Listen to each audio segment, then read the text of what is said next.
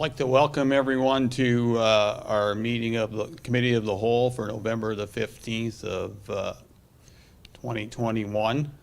Tonight, though, we will be starting our meeting off with our South Dundas Business Awards. And I'd like to call on Jeff Pops, our chair from our Economic Development Advisory Committee, to come forward to MC the event. So, Jeff?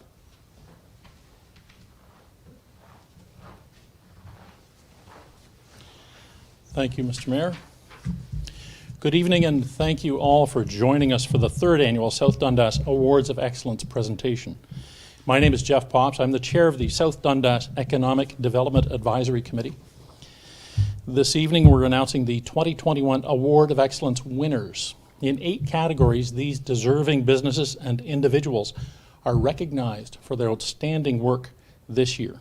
Congratulations in advance to all the winners.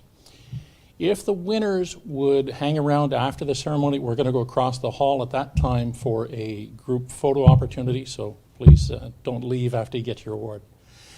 With that, we'll get right into it. The winners, as you're called up, please come up on this side and stand here for a photo op, and you'll be able to say a couple of minutes of comments if you like, and then we'll move on to the next award. The first award, it's my great privilege. I'm honored to present the New Business of the Year Award. This award recognizes a new business that has made a positive impact in the South Dundas business community. And the winner is Reike's Produce Farm.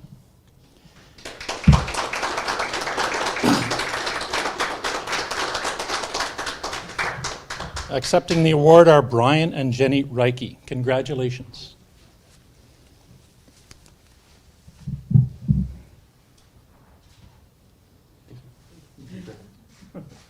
Congratulations. Thank you very much. Well done.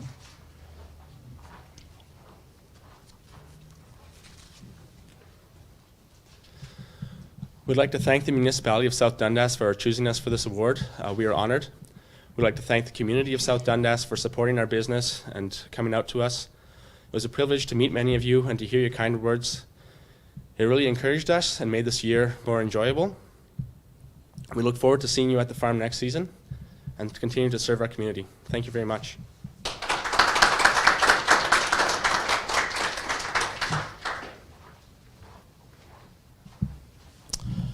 Okay, and now to introduce the Innovation Award, Rob Hunter, South Dundas' Economic Development Officer.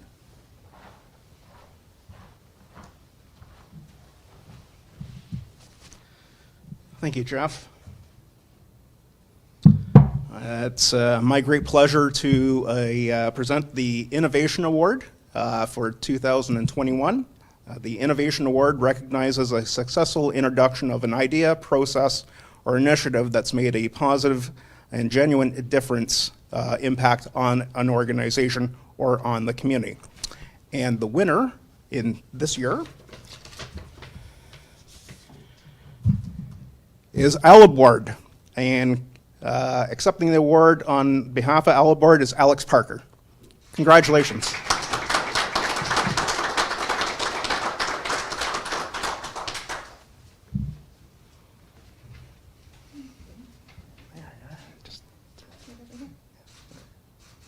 Excellent.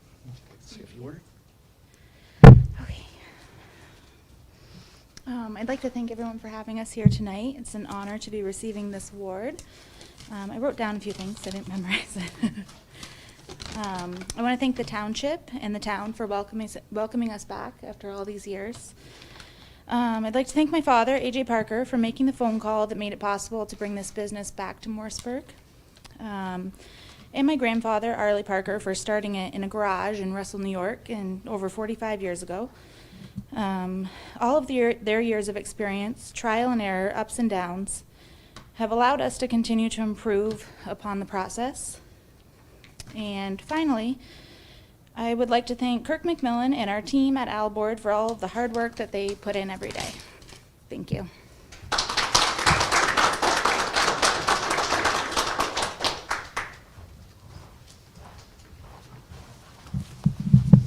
Congratulations. For the next award, it's the Green Award, Presenting the award will be Shannon Garrity, the South Dundas Chief Administrative Officer.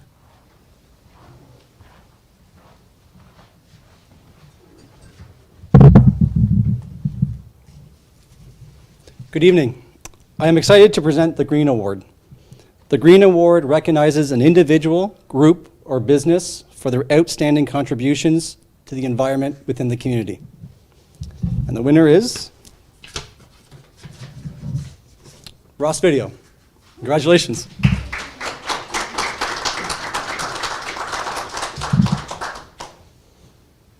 Congratulations. Thank you. Congratulations. I prepared a 1-hour speech for all of you, so thank you for that. No, it's an honor. So I'd like to thank the municipality and everybody who made the decision that we would win this award. And I've never won a Green Award before. We've won Emmys, we've won all sorts of things, but Green is new to us, and I'm really proud of that, actually. And it's great to be able to be doing that in South Dundas. I'm also excited about the new factory expansion, having solar panels on the roof, which is, I think, going to be a very visible green feature of the building. It would only be nice if we could take that power and sell it back to the utility some decade. But in the meantime, thank you very much.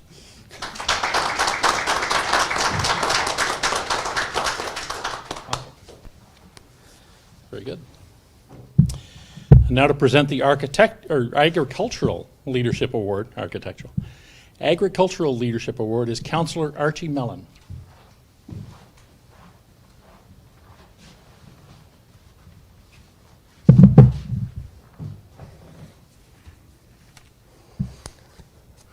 Thank you, Jeff. Good evening. Thank you for joining us this evening. I am Councillor Archie Mellon, and I'm proud to announce the winner of the Agricultural Leadership Award. This award recognizes outstanding achievements that have made a positive impact to South Dundas agricultural industry. And the winner is Henderson's Arbitrary. And accepting the award is Darius Campo. I hope I pronounced that right. Congratulations.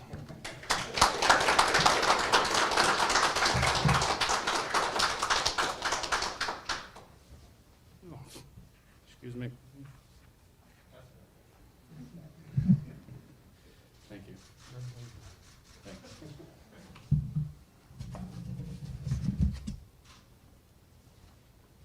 So I'm quite honored to win this. Bit of a surprise, to be honest. We weren't expecting this for us at all. We moved into the area. Ottawa Valley Meats bought Henderson's 6 months ago, and we moved into the area, and the township has been amazing to work with. Everyone's been really helpful, working with Rob Hunter quite a bit. And we just started, and we have a lot more coming up, so keep an eye out because we have a lot more growth coming to this town for everyone coming up here. Thanks a lot. Appreciate it.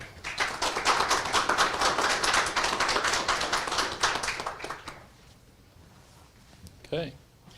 Now here's a fun one. The next award is the Young Professional Award, to be presented by Councillor Donald Lewis.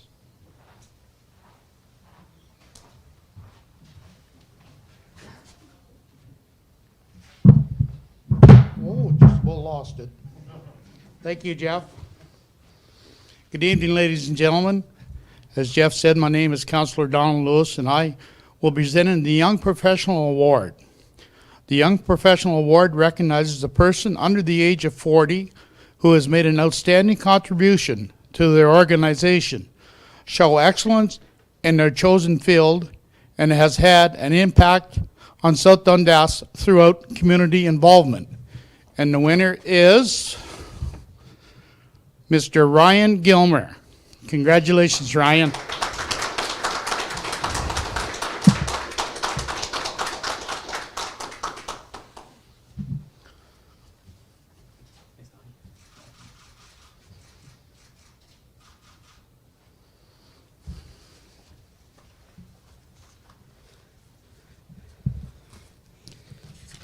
So, first off, I'd like to thank the municipality for recognizing me with the Young Professional of the Year Award.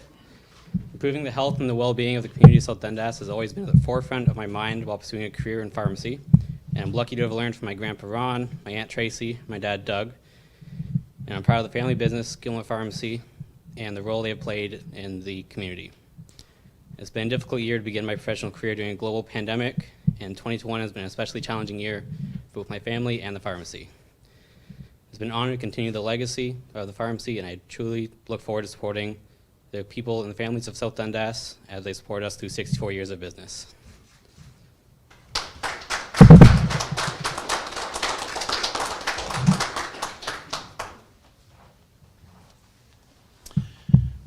Next is one that's near and dear to most of us, the Tourism Award, to be presented by Councillor Lloyd Wells.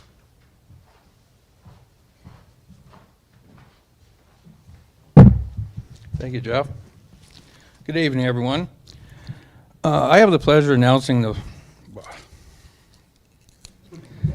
winner of the Tourism Award. This award recognizes the individual, groups, or business for their outstanding contributions to tourism and community and providing a unique quality visitor experience. And the winner is Upper Canada Playhouse. Accepting the award is Roseanne Kelly.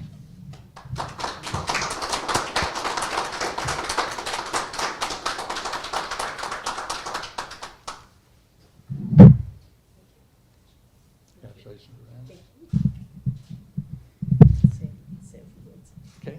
Well, just turn here. I think they're going to take a picture. Sorry.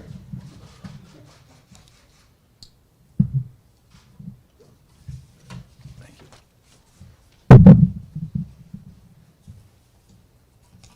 I'm very honored to accept this award on behalf of the staff and board of Upper Canada Playhouse and all their hard work.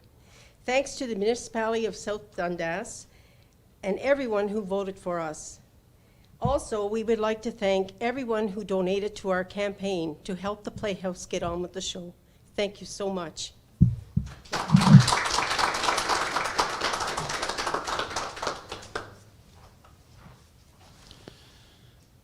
An important award for the community is the Community Builder Award.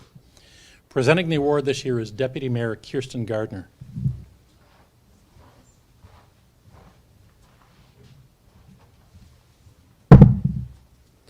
Thanks, Jeff.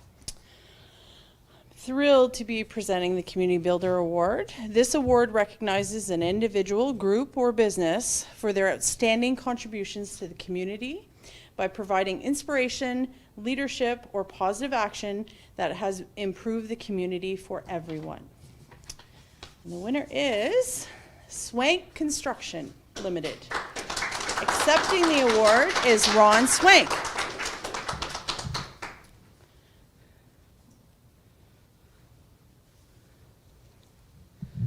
Congratulations. Thank you. There you go.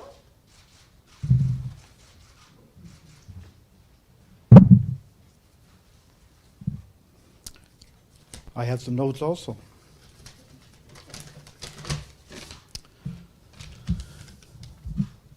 I am pleased to be accepting the 2021 Community Builder Award on behalf of Swank Construction. It's an honor to be recognized following the 100 women who care about South Dundas and John Ross, who were recipients of this award in 2019 and 2020. In more than 60 years, Swank Construction has operated in the community of South Dundas, and we have always been amazed with the community support we have received. These past 2 years have been no exception to that, despite the challenges that our community members have faced. I would like to take the opportunity to thank the community members of South Dundas for your continued and overwhelming support. For the last 3 generations, our roots have grown deep into this community. It has always been a priority for us to actively invest and give back to this community. Our hope has been that, at least in a small way, our community involvement has helped with families and fellow businesses of South Dundas to grow and thrive. To be receiving this award, the Community Builder Award, is truly an honor. Having the community members of South Dundas recognize our efforts with this award is a privilege and all that we can ask for. I couldn't accept this award without recognizing our other business leaders, the community, and our hardworking, dedicated employees. Swank Construction's involvement in this community has rarely been a solo act. Our ability to collaborate and combine resources as one team when duty calls has always been something incredible to witness. Creating more and better opportunities for this and the next generation is always top of mind for the South Dundas leaders. We are so fortunate and grateful to both live, work, and give back to this community that has given us so much. So once again, on behalf of myself, Devin, Jesse, our families, and the Swank team, thank you for this award.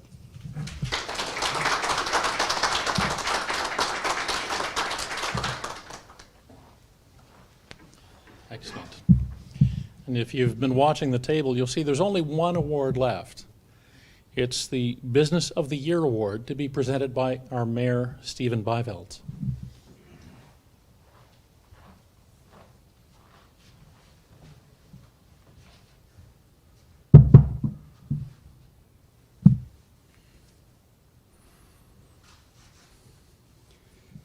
Good evening, and thank you, Jeff. As Jeff said, I'm Mayor Stephen Byvels.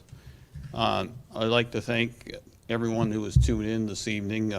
It's certainly an honor to have you at the other end of the screen, and to those who have been who nominated a business or an individual for these awards. I'd like to congratulate all the winners so far.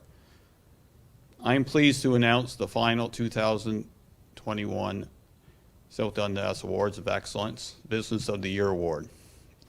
This award recognizes an outstanding business in South Dundas that serves as an inspiration to our business community. And the winner this evening is Jay's Tire and Repair. Congratulations to the team. Accepting the award is Jason Bourgon.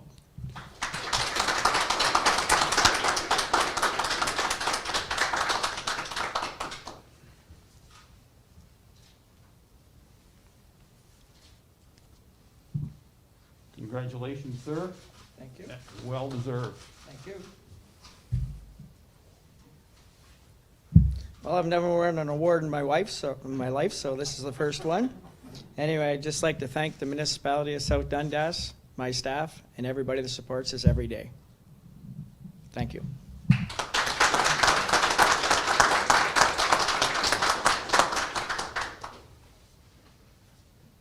I will admit that Jay's addition to the village of Williamsburg was great. We didn't know what was going to happen when Mark Pincus, the old Pincus Tire and Battery, disappeared from Williamsburg, but Jay has taken that on very well. And for an old small town like Williamsburg, where you can get your car fixed anywhere and you have Shelley's to fill up on everything else you need, then I think certainly glad that he has chosen South Dundas and the village of Williamsburg to set up shop. So congratulations again, Jay. And congratulations to all the other awards.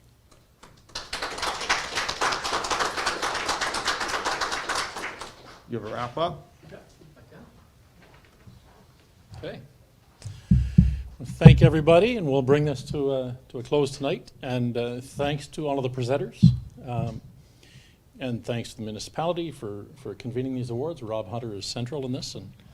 And next, we're going to go over all of the winners for a group photo op across the hall. Congratulations to all the winners, and congratulations to those who were nominated and did not win. These are tougher choices than people might think, and there's a lot of really wonderful people and enterprises growing in South Dundas. So thank you all, and looking forward to doing this again next year.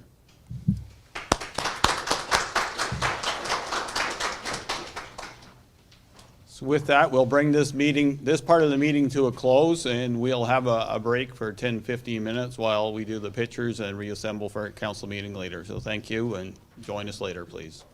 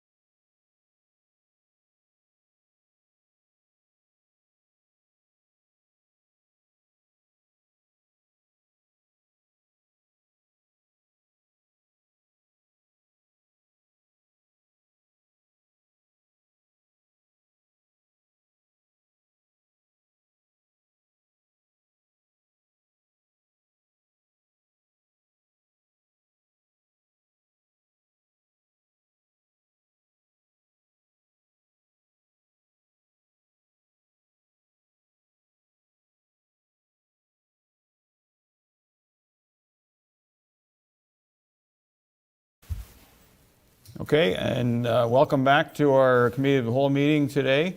Now we'll go into the actual meeting part, and first of all, I will, before I go any further, once again congratulate all the award winners. And I'd like to thank Rob Hunter and the Economic Development Advisory Committee for initiating those awards. It's a real good touch to the businesses and people in South Dundas that certainly have earned it, and if it wasn't for them, it would be a challenge having a good community in South Dundas. So congratulations to each and one of you again.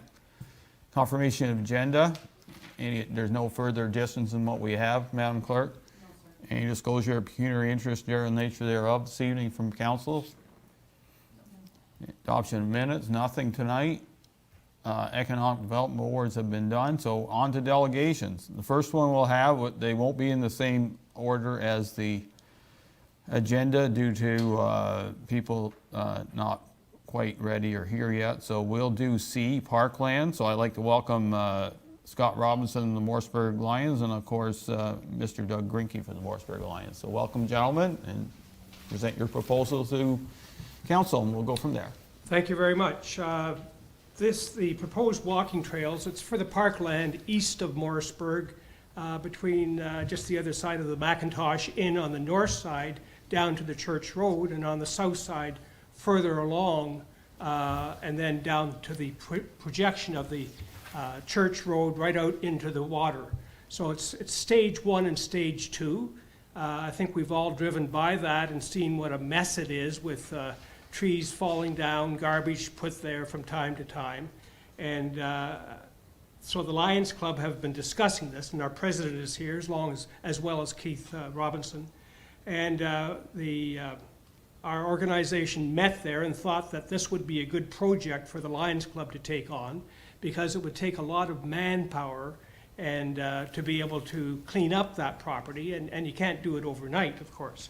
So we agreed, and we approached our MPP, Jim McDonnell, and he suggested that he would give us full support and advised that the province of Ontario owns that property. It's Ministry of Natural Resources on the title deed, but it's the Consumer and Commercial Relations sign the leases.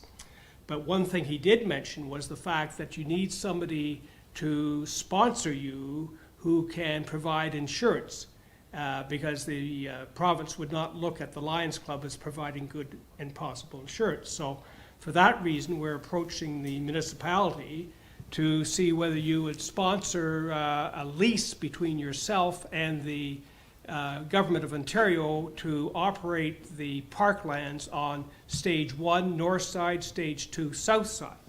So Scott Robinson made some drawings here that can explain it to you, and we start with its proposed walking trails, but eventually to have it more congenial and do other things as they have in South Glengarry, with various trails and organizations involved down there in the community. So we would be the organization in the community to do the work, but we are asking for support from council to enter into a lease with the province of Ontario. So I'd just like to have Scott go through it. That section 1 is the proposed walking trails. Oh, am I going backwards? Hello. There we go. Down is up. So this would be stage 1, and I'll turn it over to Scott. Thanks, Doug. So stage 1, we're looking to, we say create, but there's already places there to walk. And they have been since, obviously, back DuPont days when the roads were there. So we're looking to clean, I guess, and open up the walking trails that were there between the Riverside Heights, the Church Road, out to Ebonic at this point. We just want to use the roads and trails. We don't want to create anything new. We don't want to disturb anything that's there. We just want to clean it up. We do need a small parking lot. There is an entrance there with a parking lot at this time. It's not really a parking lot, but there is an entrance there. It needs to be, we're talking 6 cars, 8 cars, maybe no more than what Two Creeks would have at this point. The gated entrance is there. We just want to move it back so it's off where it should be, actually. Trail markers would need to be put up, benches. We have a need probably for maybe one wooden bridge that I walk through and I check it all out, it would need. Other than that, garbage cans, possibly seasonal washroom or something for, not unlike Two Creeks has. That's the property, the M&R, I guess Doug got from the M&R. So what I did was I kind of did a markup. It is maybe kind of hard to see, and I'm not sure if. So from where it says parking lot main entrance on there, there's a small road that actually goes back to where the existing Skidoo Trail is.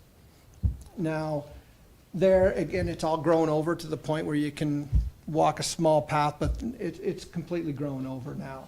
So that'd be cleaned.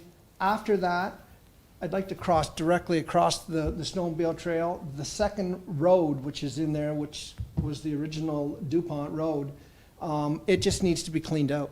It's really good shape. It just needs to be cleaned up. Going north from there would be the second trail, which actually goes back through right to the railroad tracks. It loops back on itself and comes back out. Again, it's just been rutted, years of four-wheelers going in and you know, a mess. And it's growing over, the trees and the buckthorn and stuff's all growing across in it. And again, the third trail comes over and loops back on itself. Not one of them walks on the snowmobile trail. The point was to stay off the snowmobile trail. In the wintertime, obviously. Summertime is a great spot to walk. I do it often, but in the wintertime, you don't want to be on there. So those three trails, I think they're a better part of at least 7 kilometers of winding trails in through and back around there, 5 to 7, I would say. So it's a good walk. Yeah, so that would be stage 1 that we're looking at. As far as, I don't think I have. Yeah, this just explains what I did. It's just I did it for Doug more than the bridge proposal. The very last was kind of cost, and we looked at our Lions Club saying you can't do it all in 1 year. We can't spend it all to do this. So it would be over courses of 3 to 5 years. That we can maybe put some signs up. We can start doing some mowing and some brushing just to move it off the trails. But other than that, the bridges cost, if we have to put a bridge in, signs, wood chips if we can fill in the ruts with wood chips to get, we don't want to destroy or move anything. We just want to kind of build it back up. And that's pretty much it. That's stage 1. There's not a lot to it, but there's a lot of work, a lot of man-hour work going into it. Okay, so you are looking from the municipality to enter into a lease with the M&R or whoever the department is in government, of course, that does the commercial real estate. So we would be the leasee with the Lions taking care of all the rest of what you want to do there. Correct. We would be the insurance holder. That's the key, right? I'm sorry? We would be the insurance holder. Yes, for the most part. exactly. Lions would still be part of it because that's just, how the legal system works if something happens maybe. there. Well, as I always say, they just sue everybody and let the judge and the lawyers figure it out, and I think I'm pretty close on some of them. So, okay, so what I'll do is we'll go around council and they'll have comments, questions, concerns on your ask, and then we'll go from there. Councilor Deputy Mayor Gardner. Thanks, Mayor Byfeld. Fabulous project. I've actually walked back there. It's beautiful. My only question is, on the map, Scott, when you're doing your walk back there, the heronry that's back there, is it in I think I accessed, it's a long time since I've been back there, but is it still active? Like, what I'm talking about, right? It's just south of the railroad tracks. Okay. These two trails, both trails, one trail goes to the track, Yeah. but it's farther west of Okay. where the Henry is. Okay, Yes. good. That would be my only Yeah. concern, because that is a jewel Yes. back there, and herons can be fairly shy birds and will Yeah. move if they're disturbed. So, no, I think it's fabulous. It's been sitting there. Folks have used it, Yes. but it'd be good to have another thing. The Twin Creeks is very, very busy, and it would be good to have it on the eastern side of the municipality, have an option. So, yeah, I think it's fabulous, and like I said, as long as the heronry Yep. is not disturbed, that would be, yeah, that was my only concern, actually. It's beautiful back there, so. Councilor Lewis? That was one of my concerns also. I didn't know if they were still active down there or not. Another question that I have, when you put up your trail markers, they're going to be fairly, they're not going to be long distance apart? No, yeah. Because- Like you've walked back there, these trails are they're trails, they're roads. So yes, it's not like you would wander off anywhere there, but yes, the trail markers will be marked. I guess if you've been to other places walking, they're probably, I don't know, 100 yards apart Yeah, or so. yeah, that's about right, yeah. I think blue herring was one of the ones that I'd come up with. No, that was my only concern there. I'm done, thank you. Councilor Mellon? Yeah, I guess a couple of things. The snowmobile trail, of course, it crosses on the first trail. Yes. So that would be definitely a concern of mine because, if you're going to keep this open in the winter, it would have to be well, if you will, marked, barricaded off for walkers to make sure, because I can't imagine snowmobilers and walkers, people walking would be a very compatible mixture. I would need to see what kind of lease agreement, would have to be drawn up between ourselves and the ministry that's in charge, and of course insurance, which will be the big thing, I think. With us actually having the lease on the land and then the insurance, I think we need to personally have staff come back and explore that a little bit and see where we're going to be at as far as the lease, what it would look like. Are we talking like a 5-year, 10-year, 20-year lease term? What their conditions might be, and what the insurance conditions might be, because that may be a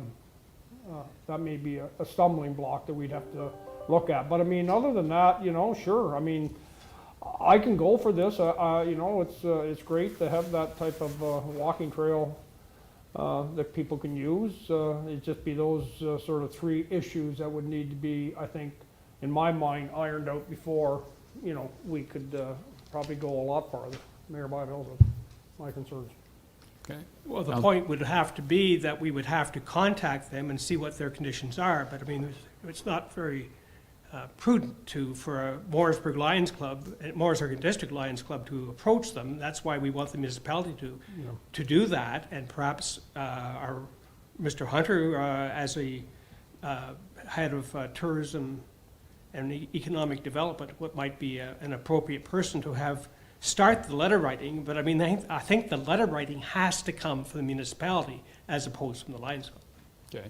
Yeah, it would definitely think have to come from, since we're going to be the lease holders, it would have to be, spearheaded from us as far as any request for correspondence and a lease down the road. But there's no harm in reaching out and starting the process. It's a good idea. Just those, like I say, those 3 areas of concern that I have, and go from there.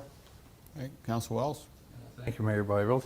I think it's a great idea. I have just a couple concerns. One, the insurance. I can't see it being any different than us leasing the OPG. We go in agreement with them, so it'd be similar, I would think, wouldn't it, Shannon? Same type deal, the M&R or them. So I don't think insurance would be a big issue, but the only concern I would have is in the fall, the indigenous people are allowed to hunt that property. Just to let you know. Oh, really? Yes. So even though it's a park, they can go in and hunt. So I don't know how that's going to affect if you get people walking in there in the fall and They can They hunt can hunt they there, can hunt trust over the me. posted Yep. land? Because it is posted, no hunting, no They- camping, no. yeah, but they can go, like, we have a camp up Chalk River in Algonquin Park. They go in and hunt in Algonquin Park. Like, they can hunt that. I've seen them in there before. Oh, really? Yeah. So it would just be something Now, to what season? Like, you're talking just deer season that you've deer seen them? season. They could literally go in and bird hunt or do whatever they want.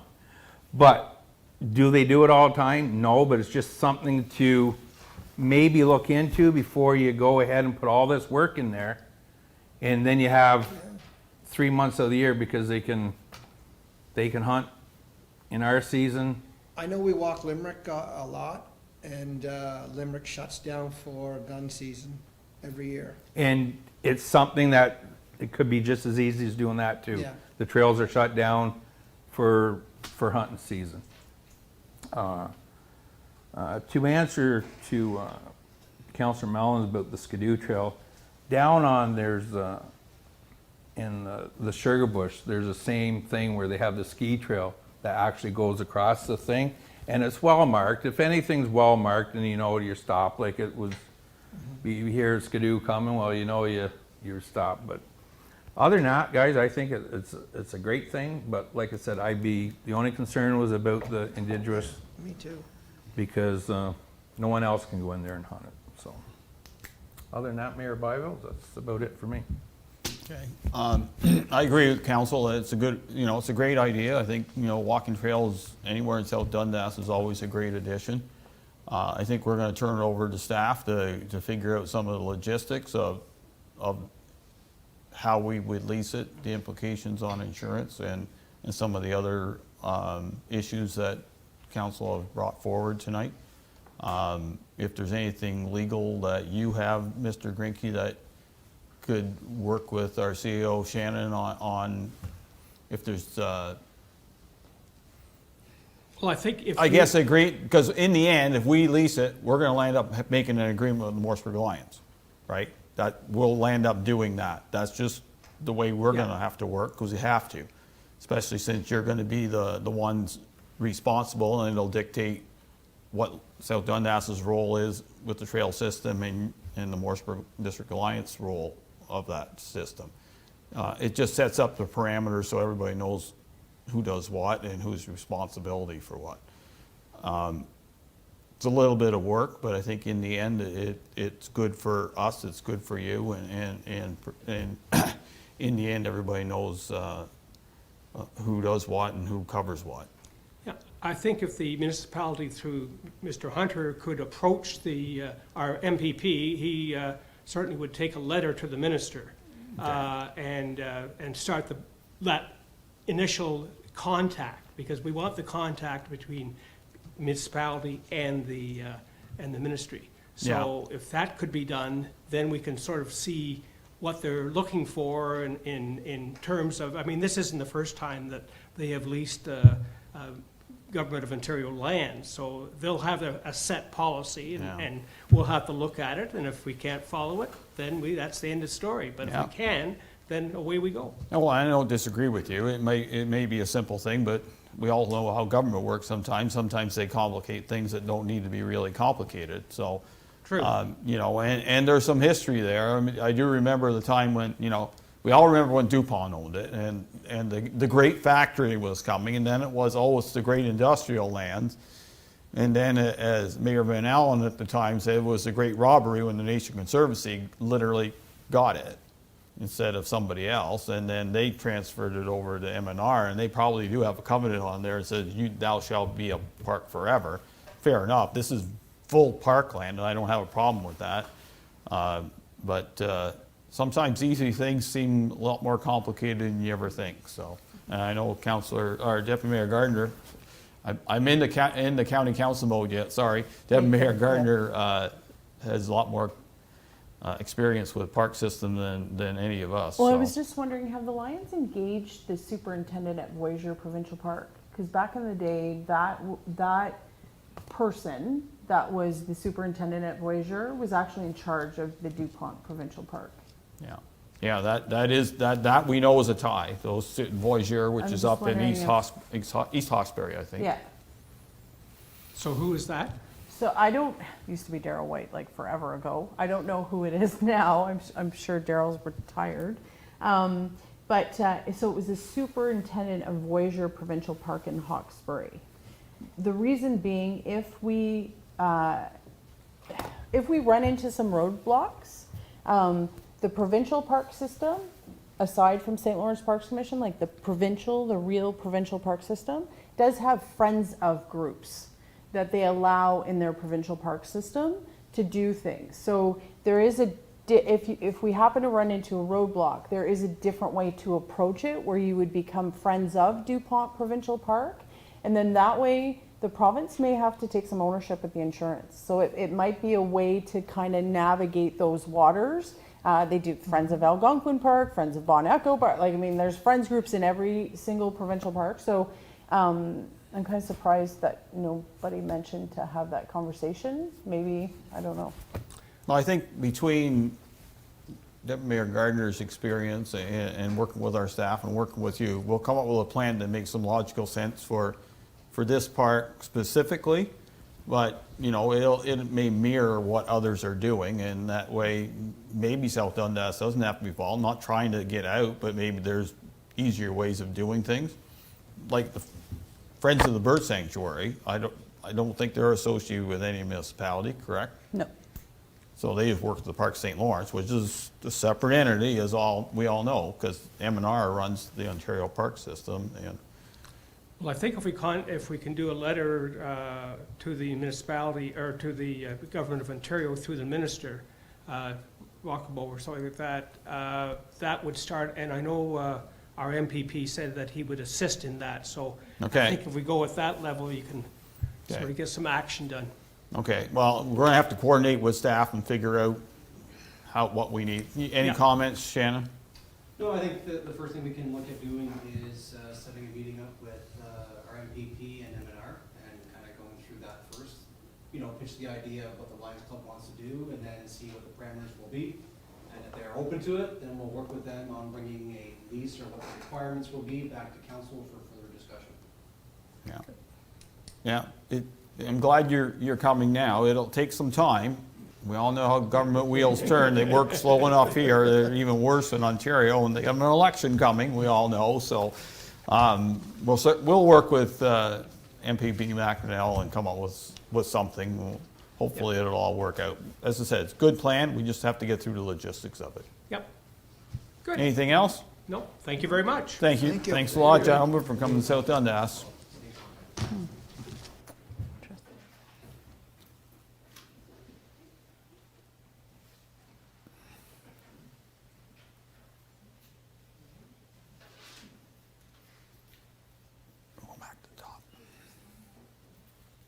Both here. So we're going to go to linking hands. So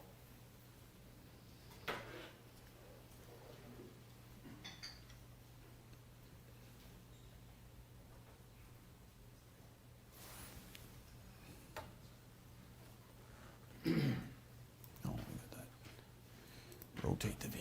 Rotate the view. What are we going to? Go to the beginning, and then that's your easiest bet. South Dundas County Housing Presentation.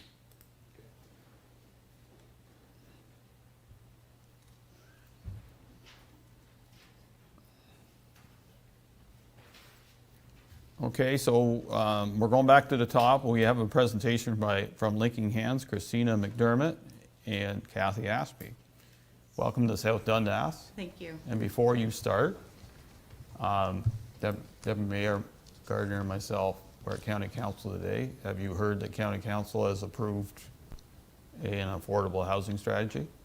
No, but very happy to hear that. Okay, That's so, amazing. the motion read that Council of the United Counties, Stormont, Dundas, and Glengarry direct staff to, 1, initiate an affordable housing community improvement plan and work with the 6 local municipalities to create development-ready sites for affordable housing. 2, develop a housing first policy template in consultation with local municipalities and circulate a draft policy to county and local councils for consideration.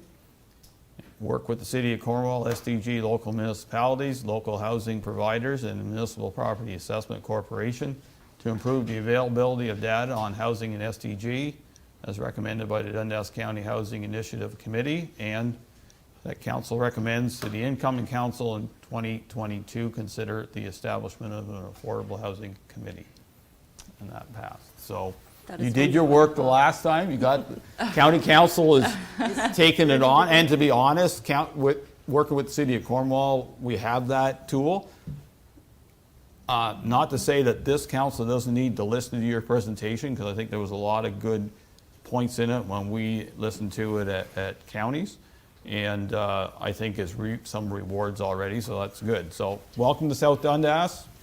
We're here to listen to your concerns and be educated on what's going on in housing in Dundas County, and then specifics on South Dundas. So go ahead. You're right. So I'm Kathy Ashby, Executive Director of House of Lazarus. And I'm Christina McDermott, Linking Hands Coordinator of House Lazarus. And we are representing the Dundas County Housing Initiative Committee. We've created a report, and I believe it's been circulated amongst, and we just wanted to share some of our findings with you. There we go. So the Dundas County Housing Initiative Committee is a group of dedicated community members and agencies that believe that everyone in Dundas County should have access to affordable housing. So what is affordable housing? In Canada, housing is considered affordable if it costs less than 30% of a household's before-tax income. Many people think the term affordable housing refers only to rental housing that is subsidized by the government. In reality, it's a very broad term that can include housing provided by the private, public, and nonprofit sectors. So based on Statistic Canada 2016, the median total income of households in South Dundas is $65,067. 30% of the median total income for households in South Dundas is $19,520. Therefore, a monthly housing cost should not exceed $1,627 to be considered affordable. For renting or home ownership, the 30% of the median total income includes all utilities. Based on the total median income for South Dundas, which is $65,067, and the provincial policy statement housing table, South Dundas total income falls under the 50th percentile, which deems $236,000 an affordable price, housing price, when not exceeding 30% of gross annual household income for low and moderate income households. Between August 1st, 2020 and August 1st, 2021, a total of 41 houses out of 207 were sold without exceeding 30% of gross annual household income. When considering the population as a whole, we must also consider that there's a drastic difference in figures when comparing median household income to median individual income in South Dundas. So the median total income of individuals is $32,117. So affordable monthly rent would be $803. And the percentage of affordable homes that were sold between 2020 and 2021 is 4% of the homes. According to Canadian Mortgage and Housing Corp., the rental vacancy rates in South Dundas have been 0 for all dwelling types in 2019 and 2020. And then looking at some of our current housing supports. So all housing supports through Cornwall Area Housing Corp. and Dundas County currently have large wait lists. Individuals are encouraged to find their own rental housing in the private market while they wait. And as of right now, there's 2 family units, And the majority, 64% of the current housing supports are for seniors in South Dundas. And I'll just jump in and say that the 2 family rentals are from House of Lazarus, purchasing a building in Williamsburg and making 2 affordable 3-bedroom units for 2 families. The second family just moved in this weekend. So it was a huge undertaking for a small not-for-profit, but we felt it was necessary.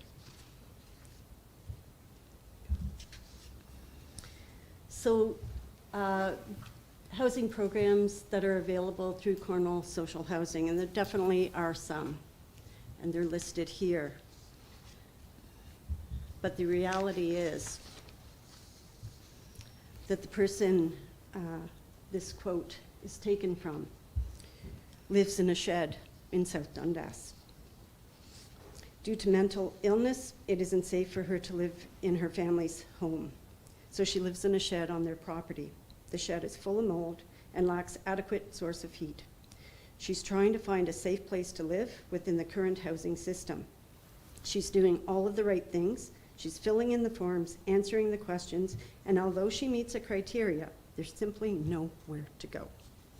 She's not alone, unfortunately. We receive calls. I had a family in my office just before I left today, a mom with 3 young children.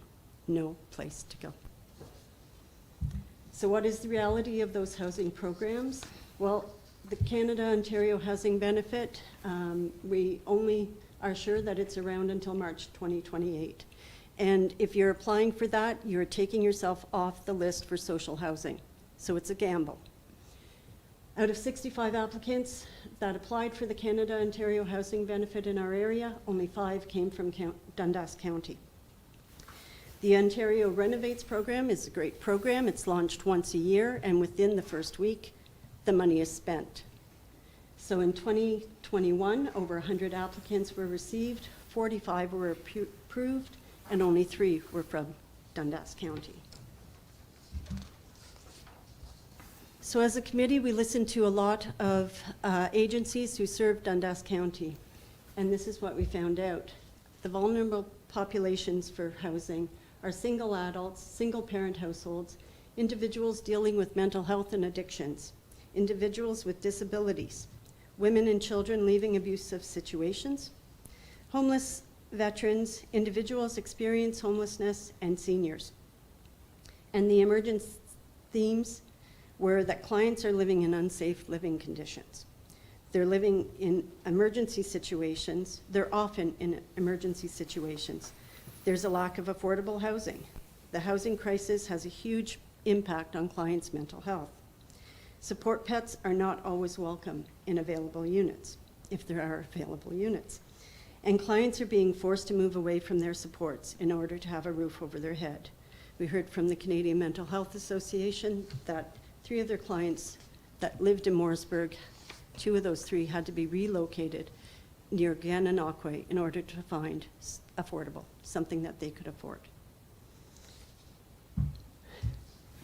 So this chart shows us the picture. If you're a single person living on Ontario Works, your monthly income with every credit you can get is $825. A bachelor apartment in South Dundas is going for $926. So that person would be spending over 112% of their income, which just doesn't happen. If you're on ODSP with all the benefits you can get, $1,272 would be your monthly income. A 1-bedroom apartment is going for $1,137 a month, so 89% of their income is being spent on housing. A senior person on an old age security and guaranteed income supplement, $727 is their monthly income. So when you're spending $1,137 for a 1-bedroom apartment, 65% of their income is going.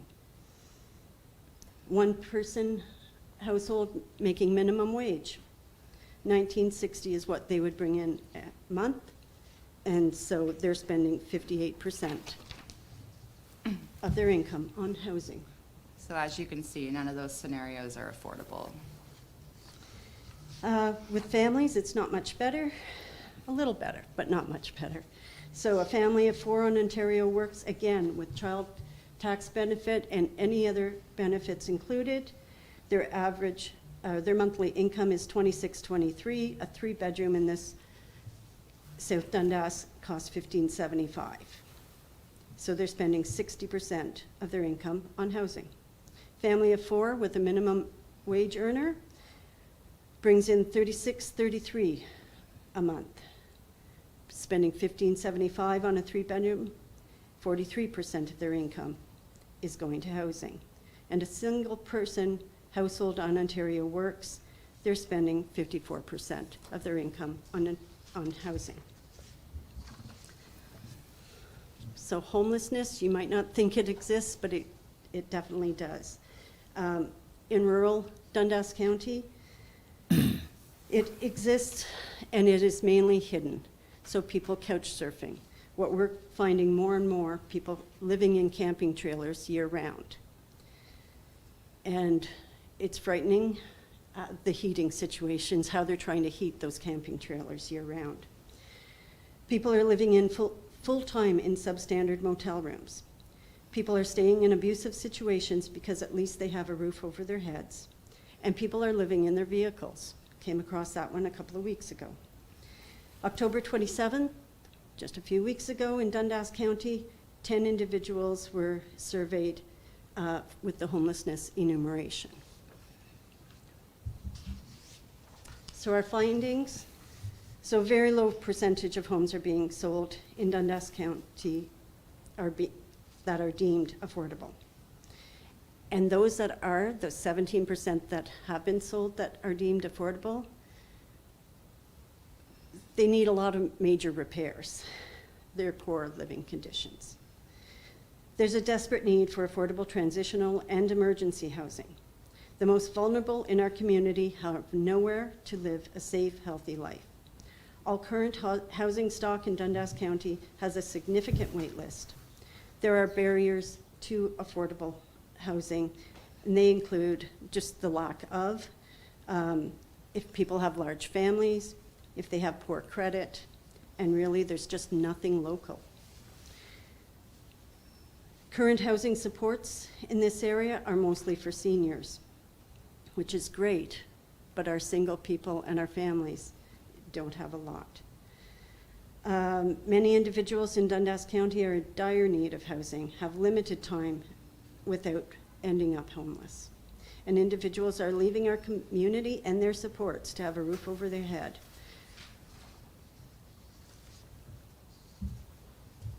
So, we know there's a need. We know we can't do this alone. We need to start a conversation, and we did start it at the county level. But we're here at the municipal level as well, saying, are there any incentives that you can provide to developers to develop some affordable housing in this area? Does your municipality currently have any land that could be donated for affordable or transitional or emergency housing? Can South Dundas land be considered for affordable housing before being put to any other use? Can you provide perhaps education sessions or guidelines for people to put up secondary suites, tiny homes or carriage houses on their property to help with this housing crisis? So we're here to start a conversation. Unfortunately, it's not a pleasant conversation. And the reality is daily. Today as I mentioned, family came into my office at 3:30. Where do we go? We have nowhere to go. And then we're dealing with another gentleman who's in a 73 camping trailer. He's trying to make sure it's warm enough for him to spend the winter. It's almost a daily occurrence, if not weekly for sure, but it's been daily for the past little while, so. Yeah. Thank you for listening to us. Thank you. Well, thank you, Kathy and Christina. Before I turn it over to council for comments, questions, concerns, I'd like to thank you for working with those who have challenges with homelessness. You know, in my opinion, takes special people to do that, and I'm glad that you can work with it the best to your ability. You know, South Dundas is certainly a challenging municipality when it comes to poverty and health needs and housing situations. Unfortunately, we probably have the extremes at both ends where, you know, we have riverfront property that's worth over $1 million, and then other housing that's, you know, not quite as more affordable, but not as enough of it. So going through the list of your asks, I know that we have worked with Habitat for Humanity on a lot, and several lots we ran out. We're going to run out, I believe, and it's one of those things. We haven't asked any of our developers to do affordable housing, but that might be something that has to be considered. I know that Swanks are doing Dutch Meadows, and that's probably more upscale than for those who need housing. However, it may open the possibility that those who move from something that is affordable for your end, they'll go move into that, and there'll be more opportunities within the villages for those who can afford it. The price of housing has gone, you know, through the roof in Canada. It's a Canadian, it's a world phenomenon probably, and it's unfortunate. It's kind of linked in with everything else that's gone post-pandemic. I don't want to say post-pandemic, but pandemic and post. It's just the surge in inflation is hitting everyone, and I imagine it hits those who have no money even worse. So anyway, we will do what we can. I know that, as I said, the counties have certainly taken the initiative. I do thank Peter Young for bringing that to counties today. It was not expected. I sit on the Joint Liaison Service Committee at counties, and with the City of Cornwall taking over the Cornwall area housing as of the end of this year, it'll all flow through the city. Our responsibility on that joint committee, and I've taken a little bit of the lead on it, is make sure that the social housing division of the city remembers SDG, whether it's Dundas County or Stormont or Glengarry.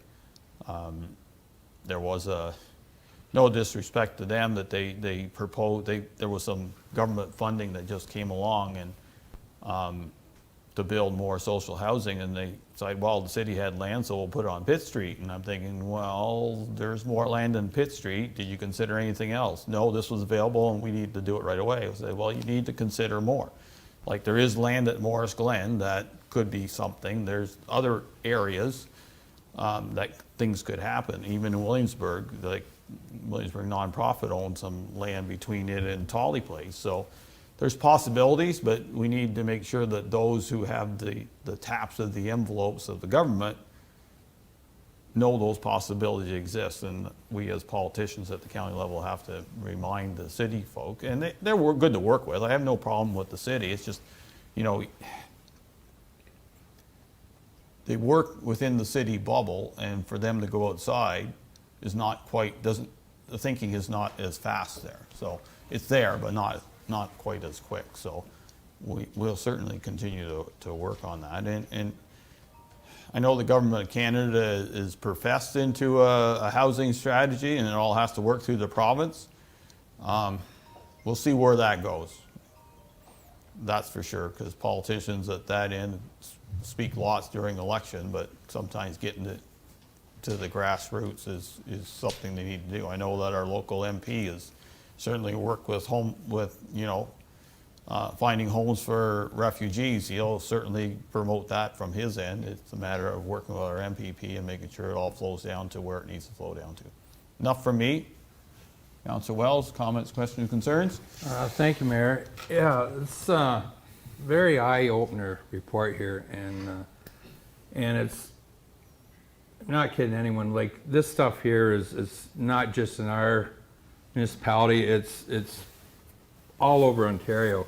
As in your report there, Steve Clark noted about the housing and rentals getting so far out of reach that is actually, it's taken business and people aren't even moving to the area to even do anything. So as far as us, like, I'm sure if we, I think over the years, 2 or 3 houses now that went up through the, we just gave another lot away for the thing. So it's, I would try to help as much as I can. Like, it's hard to get out there, and like there's so much that, like, even though, like, I can echo the words of the mayor, like Dutch Metals is coming, but like the people that you guys are helping is not people that's going to Dutch Metals, and hopefully, like a spin-off, like Mayor said, people selling their homes to upgrade, and hopefully that can help. So, but as long as I'm here, if there's anything I could help with, as far as municipality goes, or council or whatever, to see if we can move forward with this, I'm here to help you. So, Thank you. thank you, Mayor. Councilor Mellon? Thank you, ladies, for the presentation and stepping up to the plate and working towards trying to find a solution. It's a tough one, let me tell you. Some of your numbers are somewhat eye-opening and well, darn right scary. Affordable monthly rent at 803. Wow, I don't know if you can find something, around here at that. I don't think you can. I'd be very, very surprised if you could. And the vacancies, there's just nothing there. So, and the price of housing, as has already been mentioned, is driving a lot of the rental prices going up and whatnot. So I'm glad the counties are sort of taking a lead a little bit on this, and as the mayor said at the start. So thank you for the presentation, and we'll keep our eyes open and do what we can. Thank you. Councilor Lewis? First of all, ladies, I'd like to thank you for the presentation. As the mayor stated, we are also running out of property, but I think this council here today is, we don't mind stepping to the plate if we have to and if we can. I know I've sat here for 3 years, and it's simply amazing what happens at this table. This is a great group of people that I personally work with, and so I think if there's anything that we can do, we will most likely do it. And I hope we can help you in the near future. Mayor? Absolutely heartbreaking. Thank you for your presentation. I think this presentation can be made multiple times, multiple spaces. I personally know of 2 single parents that have a bunch of kids that are looking for spaces, and they will be, I suspect, have to move, as you've suggested, away from South Dundas and away from their support. So that's absolutely heartbreaking. Question, is there any community outside of Ontario that you've seen a project or a pilot project and you've said, gee, why don't we try that? I know there's lots of conversation around tiny homes, there's lots of conversation around whatever. No offense to my colleagues, but politicians sometimes aren't the most creative folks. And is there a project that you've seen where, not to put you on the spot, but where you've thought, oh, why can't we do that in, SDNG kind of thing? Is there something where, and I mean totally out of the box, and you don't have to answer, but that's kind of what I figure is going to be somewhat of the solution. Because the stats are there, the stats support it. We can go around and around, and the county's made a wonderful first step to put that focus and put that thing.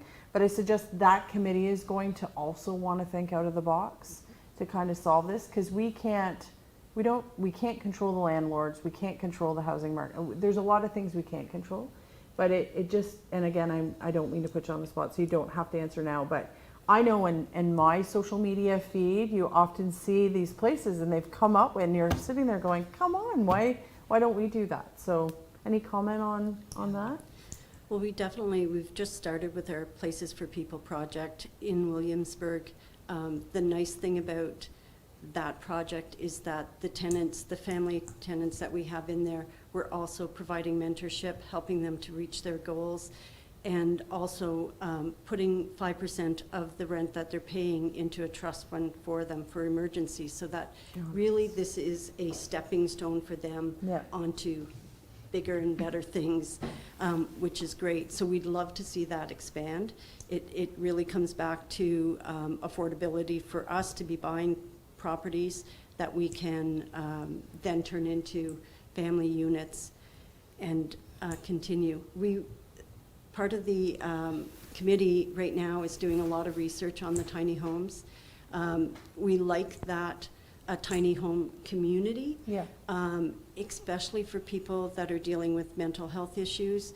Going into a high-rise apartment all squished together is not always the best for people, but my vision is seeing a tiny home development in a rural area where they can live in their own dwelling, but close to nature in a peaceful area, but have a common gathering space as well if they want to get together. And if you could add a skill building component to that, whether there's a warehouse there that they could be building the next tiny homes, or a cafe that they could be providing meals for people in need, like that just takes it one step further. Yeah, I've often wondered about that, because we do in SDNG have several locations of I guess they would have been referred to as trailer parks in the area.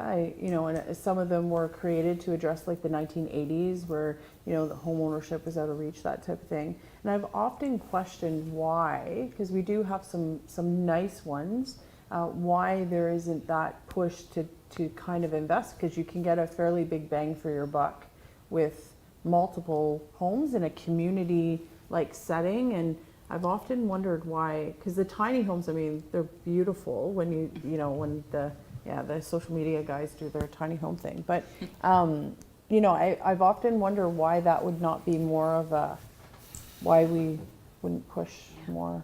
We have one tiny home right now in North Dundas that's being used for emergency housing for single people. And it's pretty well been full since it's been in operation. There's a few, they just take referrals from our clients, but when I got a call on a Friday afternoon with a man living in his van a few weeks ago, it was great to at least have that I could say, you know what, I called, is tiny home available? Yes, somebody just moved out. Great, I have somebody who needs a safe place to get themselves a few months where they can build up. He was working, he just had started work, so he didn't have money ahead for first and last month's rent and that type of thing. He just needed a helping hand for a few months, right? And we've seen this over and over again. And in the rural setting, it seems when they enter the tiny home, and it is beautiful, and it's quiet. It's in a quiet space and a quiet setting, and it's just speaks to their souls, right? Yeah. It just gives them that chance. Yeah, interesting. So that's something. I mean, our committee has quite the creative people on it, so I think that's what this needs, though. Yeah. I think people expect it's just a case of donate some land, sell some houses. You know what I mean? Like, I think people think it's something like that. Quick question too, Mayor. Have you ever considered a donation program? We accept at the county's land. People have forests and stuff that they donate to us. What if, there was an older couple and they didn't have any, whatever, and maybe there's like a program that you can set up where people can donate. It sounds silly because everyone's like, oh my goodness, it's money, but people donate forests. like, like land that has value to it. So, maybe a donation program where if people have no beneficiaries and they could, maybe donate the house to some organization to, do something. So, I don't know. It's a tough one. It's a very tough one. And it's going to take, I think, all of us working together to try and make a dent. Yeah. Yeah, I couldn't agree. I like the idea that putting it out there, people can donate a house that, if they think none of their children are going to live with it, or they want to donate it and do the estate donation, because it's a big thing these days. So, if it can be done with forested land, it can be done with anything. It's just a matter of figuring out how to do it. So, thanks for coming, Christina and Kathy. You certainly raised our awareness. We at County Council will continue to make sure that things happen at that end, and myself at the Joint Service Liaison Committee to make sure the City of Cornwall knows that there's more to the profile besides Cornwall. We'll do our best. I know it's challenging, as you know. We have done the rezoning for tiny homes. We've done, and if we're ever at, we've lost our ability to go to conferences as easy, because the virtual ones don't give you that, go hammer the minister in the corner on housing for a second or stuff like that. Because to be honest, our MP and MPP work well, but if we as politicians ever get the chance to corner a politician that's in cabinet, it does make a difference. I've done it before, and things have changed, but you almost have to go to the top to get things moving a little faster. So we'll do our best. Council has heard your concerns, and you certainly have presented a case that we need to keep it in the back of our minds the best we can. So thank you. And know that we're here as resources to you. Yeah, So and reach good out luck on anytime. the Williamsburg buy. That was I call a leap of faith. Hopefully everything goes well, because it's one of those things. I do remember being not really part of the committee, but listening to the committee, and you wanting to buy a house to rent out, and I'm thinking in the back of my head, you're really getting into the rental market, which is really, really hard and really, really tough, but you've done it. Good luck on it. It's great. Thank you. Thank you.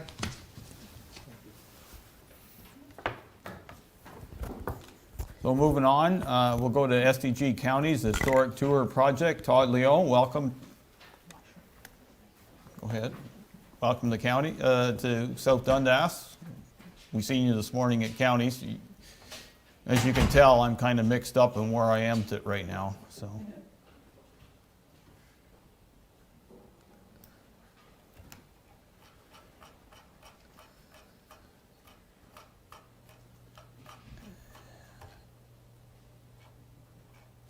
Presentation starts on 57 for council. 57.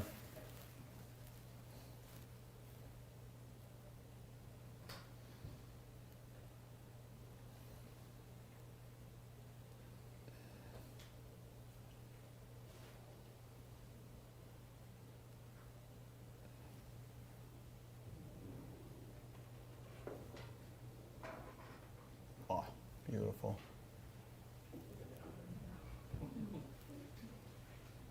Your worship and members of council, it's a pleasure to be here. Excuse me, Todd. Your worship doesn't work here. You're not the first one that got told that. Mr. Mayor, is that okay? That's better. Thank you. Thank you, Mr. Mayor and members of council, for the opportunity to speak before you this evening. I know you have a full agenda, so I'm not going to take up too much of your time. But I did want to speak about the SDG Historic Tour.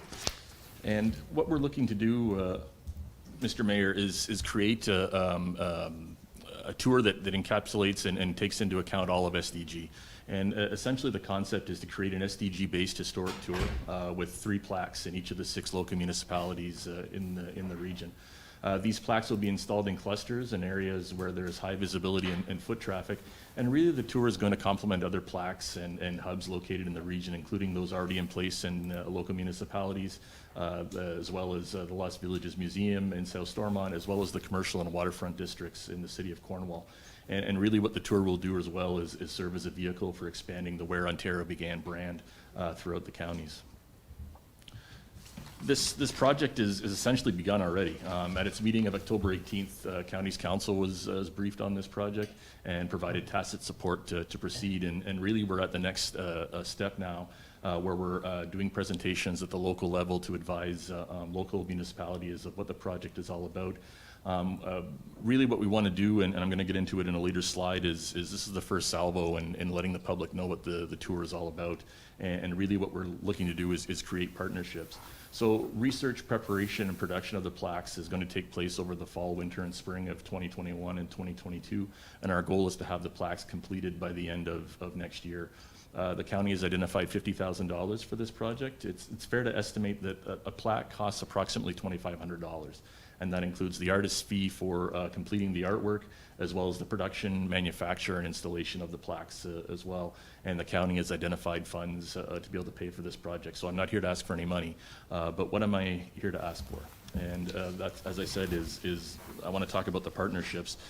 The project has the potential to create multi-layered partnerships. Those include obviously the upper tier, the local municipalities, but most importantly, we want to talk to historical societies, because what we want to do is create relationships with those individuals who are the experts in the stories that we're trying to tell.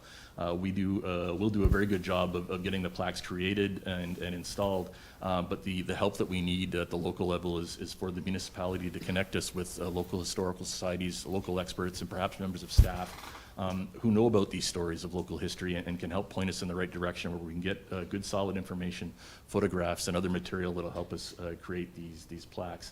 And that leads me into my next discussion is about content. We want to liaise with staff and representatives from the local municipality really at every step of this project. So just to kind of give you an idea of how this has worked in the past, especially in Cornwall, is our agency, I used to work for a group called the Heart of the City, and we did a lot of downtown and advocacy for improvements and beautification in Cornwall. And what we would do is we would meet with our partners along with the artist, and we would have constant communication back and forth. We would go to an initial meeting, get an idea or a flavor for what the plaques will look like. The artist would then complete a sketch. We would go back to the partners again and say, here's the sketch. Then a watercolor would be produced, and once again, we'd be back to the partners to show that off so that every step of the way, everybody knows exactly what we're going to produce. There isn't kind of a situation where you get permission to do this and then come back 6 months later and here's the plaque. There's constant communication to that end. So the plaques obviously include a large painting as well as verbiage, and then there's also supplemental photographs that are used to kind of tell the story of what the plaque is all about. In Cornwall, there were some spin-offs from this project. In particular, a book was created in 2019, which included all of the plaques that were created in the city at that time. We sold out. There was there were no books left. As well, we would do every year a calendar, and we would take the top half of the calendar that would have a picture of the plaque, and then obviously the bottom half would have the days of the week and that sort of thing.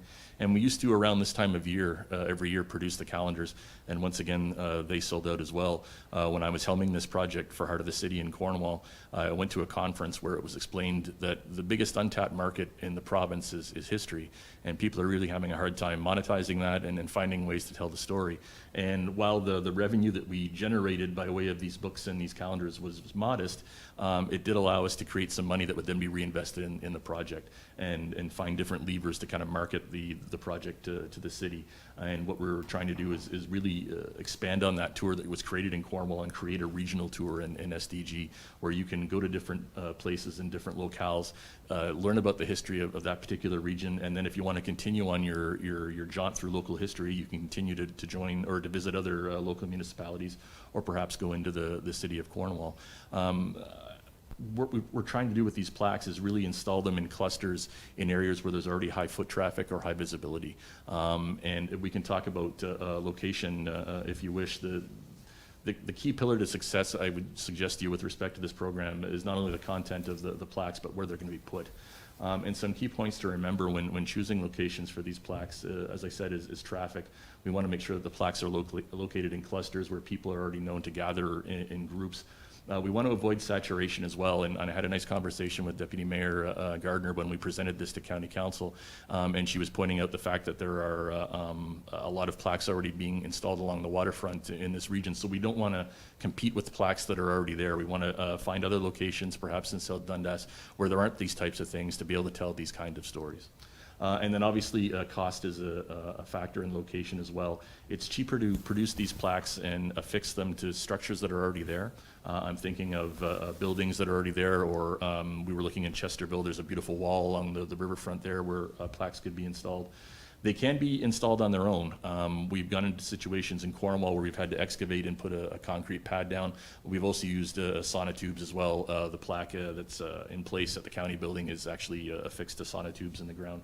When you start digging, you know that you can obviously end up into some issues with respect to cost, and that can often be measured in thousands of dollars versus hundreds. So it can be done, but my first suggestion would be, with respect to these locations, would be to find areas where we can put them on buildings or structures that are already there. You're talking probably a couple or $300 for a mounting bracket versus $2,000 or $3,000 if you want to start digging up the ground and putting concrete pads in place. Next step, so what do we need to proceed from this point? So as I said, the purpose of meeting today is really, it's a kind of an opening salvo, if you will, to let the public know and let staff and elected officials know at the local level that this project is being rolled out. We wanted to plant a seed a little bit with respect to location, and we'd like to have individuals start thinking in South Dundas about where these plaques could go. And we're also hoping you can connect us with members or individuals of local historical societies who may have access to this type of information. We've had a request from a private researcher who would come in and potentially help us research these plaques, but I would prefer, in speaking with management at my office, to really deal with individuals in the local municipalities, because they would be our chief source of information, if you will, because they live here and they know all these stories already. And as I said, really we want to spur some interest by having this meeting and having this discussion, and potentially generate some ideas about what these plaques could include, and obviously where they could be. And once again, I just want to reiterate at this point, the county is not asking for any money. We're doing the work and paying for it, but we're asking though for is information at this point. So that is the basis of my presentation, Mr. Mayor, and I would be happy to answer any questions you may have at this time. Thank you. Sounds like a very good and interesting project, and as has been alluded to by Deputy Mayor, we've already started the process here, so if you need any help on how to erect, put up stands, we have a local welder that has the template, and actually our wastewater and water staff have a hydrovac to make the holes, so like we're so far ahead of the rest of the SCG, we got it figured out. Deputy Mayor. So Todd, we've got the president of the South Dundas Historical Society and the vice president of the South Dundas Historical Society right there. So there's your introduction. Check. I would say we also have the archives, right? And I think archivally there may be we have an archivist that could potentially pull up some things. My question is, when I'm thinking about this project, and you mentioned high traffic, and also not wanting to saturate an area, right? So we've covered both waterfronts. I do believe that it would be interesting in South Dundas to maybe start with Williamsburg. They have a main street there, and they have a prominent Dr. Locke mural, and they have the Dr. Locke building, and they do have buildings. So if the building owners would be willing, you know, the Piccadilly Theater or whatever, like there's some opportunity there. I'd like to see this project kind of cover the areas in South Dundas that are not already covered. That would be, to me, interesting as far as expanding your project, because I think if you put 5 more plaques in Morrisburg or 5 more in Iroquois, it may be too much at this point, only because they're all fairly new, and it'd be nice for folks to get used to them. So that would be my comment, is use the archives. There's your historical society, and maybe have a look at Williamsburg to see what we could do. If you're willing to go off the beaten path, which it doesn't sound initially, you want to focus on the more high traffic areas, which makes sense, you know, then I would go and maybe build something, some plaques at Matilda, you know, and we can kind of go that way. But that would just be my recommendation. I love them at the Lost Villages. I know the membership was somewhat questioning on the buildings, but I've heard from good sources that the visitors absolutely love them. They've been a really welcome addition, so it'll be an interesting project. Thank you. Councilor Lewis? I have no questions for you, Todd. I think it's a great thing to be starting, and I know of all my knowledge of Morrisburg, Williamsburg, Iroquois, there's a lot of people that live in this area that could just make the hair stand on the back of your neck. The information that they can give you, it's simply amazing. And I think if you, and I don't think you really have to dig that hard to get that information because there is a lot of knowledge here. Fair enough. If I may, Mr. Mayor, that's in a previous life when I worked for Heart of the City and did this work, often that was the case. We had too much information. We could have done 100 plaques. It was incredible the amount of information that will come through when you start to do a project like this. So for sure. I appreciate your point of view. Councilor Mellon? Where are you going to put it in Princeton or Halbert? Yeah, I'm just trying to put a plaque up in Holbert, downtown Holbert. But yeah, I like it, the idea. Deputy Mayor Gardner, I think, has touched on the point I was thinking. You know, we've got the plaques along the waterfront. I think reach back out in the rural hamlets and towns and villages, Williamsburg, like Dock Lock, and we have an endless, I think, resource of knowledge out there from our past, either through our archives or our historical societies or just individuals that can, definitely, contribute to this. And I like that, a nice big bold letter, financial support is not being requested this time. I just, my Made your It's not my night, first rodeo, Councillor. Yeah. Made But Councilor Mellon's night, I can guarantee you that. But thank you for the, let's drive on with it. Councilor Wells? Thank you, Mary. Thank you, Todd, for the presentation. I think it's I don't have a lot of comments. It's a great idea, the history that you're going to be just going on some of this stuff here, like that Maple Grove thing. I learned something there, which I didn't realize before. And like Deputy Mayor said, we started a lot of stuff out here, but to put stuff, people want to see it. So right now, I don't know if anyone actually really stops at Dr. Malin Locks or the Macintosh Apple there in Dundee. How many people actually pull over and look at it. So you put all this work into something, it'd be nice to get it seen out in Morrisburg and Iroquois. And but the only thing too, you get to the point where you could have sign pollution. You have too much stuff. Back in Williamsburg, the foot traffic is not the best all the time. There's people, but there's I know myself, I own a building back there. It'd be no problem putting a plaque on it or anything like that.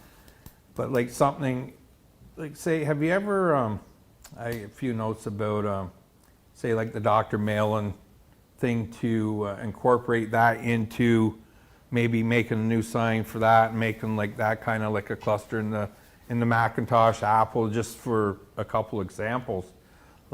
I think a good spot, if we have the playground up there at Dundee, where, mind you, there's not a lot of people, but if people started going by and seeing plaques, there's a parking lot there that they could actually go in. So there could be spots outside Morrisburg and Iroquois for sure.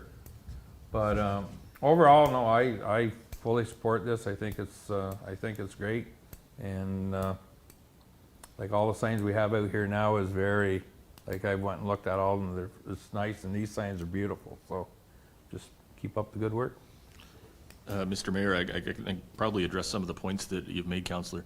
To your point about whether or not, because some of these rural areas are maybe quite a bit farther removed from some of the more urbanized areas of the township, part of this project would include creating an online engagement tool. So what we want to do is use our GIS department at the county level to create an engaging kind of a piece of software where individuals, they've done it in Cornwall, you end up, or you start with a huge map of the area where the plaques are, and as you click on individual maps, plaques, excuse me, the maps will up and it tells you where the plaque is, what's on the plaque, the information that's there. And we had gotten to the stage almost of introducing a geocaching element to the tour, and it just happened that I switched jobs, and we never got there. But that is certainly something we could do at the county level to kind of spur interest in the plaques and get people out to maybe some of these remote areas where they wouldn't normally go. I see them often because our office is right across the street from Lamru Park in Cornwall. The geocachers always going through there at lunchtime with their phone out, and I don't know if they're hunting Pokemons or trying to find something else, but you see that quite a bit. And those are the types of things we're looking to capitalize on as well through this tour. So whenever, and you know, we have a great historic heartland down here on the waterfront because of the seaway and what it caused, and in doing so, it makes you think back of what has been. And my family, you know, had come from Europe, so I don't have history here, but I'm very interested in what happened before, whether it's happened this end of the municipality or the north end of the municipality. When you speak of Williamsburg with Dr. Malin Locke, if you see some pictures of what Williamsburg was like during the 30s, no one would have believed it compared to the Dust Bowl, other places. And having, you know, a place in South Dundas, mainly Dundela, where the Macintosh apple was first grafted, those are two pretty important things. Even the immigration of the Europeans, Dutch, Swiss, coming into the farming community, that really made an impact in South Dundas and Dundas County as a whole. There's lots of ideas. I know like between Ann and Stephen back there, they certainly could help you along in some of the stuff they have.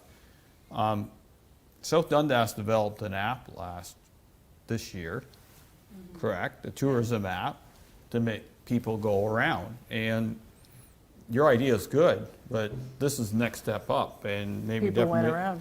Yeah, because not only will they go there, and you know, they can go to Upper Canada Creamy, they can go to Stonecrop. You know, if there's more things on it, people, I believe, will start going toward that kind of stuff and making it a big tour. And you know, we have lots in the counties all over the place, and if you do that for the county, person that lives in Iroquois, let's say, may go to Dunvegan, to the Pioneer Village, and they didn't even know it was there because, you know, we live in a big county that nobody knows where the four corners are. So my suggestion, if the county's got a few more pennies to do, or get St. Lawrence College to help, is look into the app, and Deputy Mayor Gardner can speak to it better than I can because she was on the tourism committee, but I believe it certainly helped from our end, correct? Yeah. Oh, huge. And there's plans to expand, right? We'll add 10 more spots. The historical folks and the tourism folks, though, sometimes can be different people. Different. Well, you know, they're going to so have to you get want a along because that's combination. how things work. I didn't mean different as in different. I meant it's like everybody that has the knick-knack store at the mall and think, oh, everybody's coming to my knick-knacks. No, they're not. They're going to the grocery store. Yeah. They go to the bank. Yeah. They go to the pharmacy. They just so happen to go to you. I think that because the tourism app had a family component, a travel component to it, and there's games in it and stuff like that. So I think the mayor's onto something, but I think I heard the butt. I think the mayor's onto something. However, it's okay. It's okay. Just thought I'd throw it on the you're table. right with the technology, though. I think it should be a combination because it's vitally important. So they may tell you people like paper copies. They like to go and they like to view something and they like to be at the location that's associated with it. But then you do want to get the younger people involved in the history, so that's when your concept of having something that has the technology connected to it, that is kind of like a treasure hunt, essentially, right? That's what it is. You know, I know with the train, we see a lot of younger people, there's a lot of younger people associated with it. It's not just older people. And 20 years ago, I was the youngest person. It was all older people. So, you know, it's to your point, absolutely a consideration is how to reach the families that will want to learn about history, but in a different way than the handheld, you know, map or whatever. So Combination there. yeah, yeah. Thank you very much for the feedback. I should mention that this is not just a prop. This is an actual plaque that will be installed in Cornwall in front of what is now known as the Port Theatre. It used to be known and was started as the Roxy Theatre.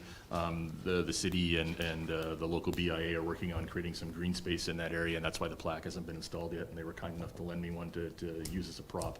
But so these are the exact size and specifications of the plaques. They are essentially wrapped in a protective material. We had one instance where the plaques were up for, I'm going to say, 24, 48 hours, and of course somebody came along with a wax pencil and some spray paint, and it comes right off. You just soap and water, and nothing will adhere to it. And obviously, we're looking for the same type of elements for this tour as well. So I will take those comments to heart and that feedback back with me.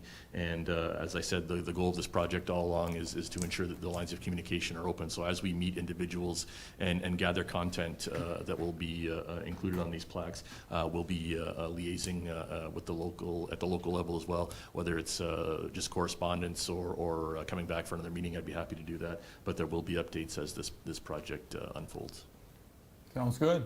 Right. Thank you very much. Thanks for coming to South Dundas Council, and you can acquaint yourself with the two people in the back before they do their presentation, and you have your Thank you see very what much. they have to say for you. Good, thank you.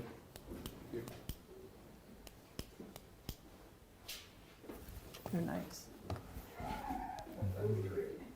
See, they were ready. That worked out well.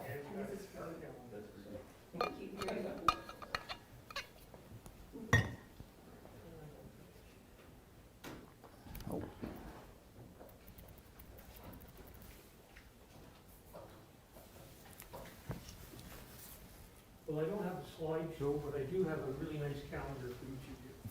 These historic South Dundas. Oh, I bought one last year. Should I e-transfer the On money? off the press. Thank you. Can we e-transfer? Are you sure? Oh, These are okay. complimentary. I was gonna buy one. He's bribing us already. We're not supposed to take gifts. Very smooth. Anyway, welcome Stephen McDonald to South Dundas Council, and we're here to listen to your business plan and development proposal for the Forward House. As you and council know, council is basically hoping that somebody, a group like yours, will take on the Forward House. We have no desire to spend any money on it, as you know.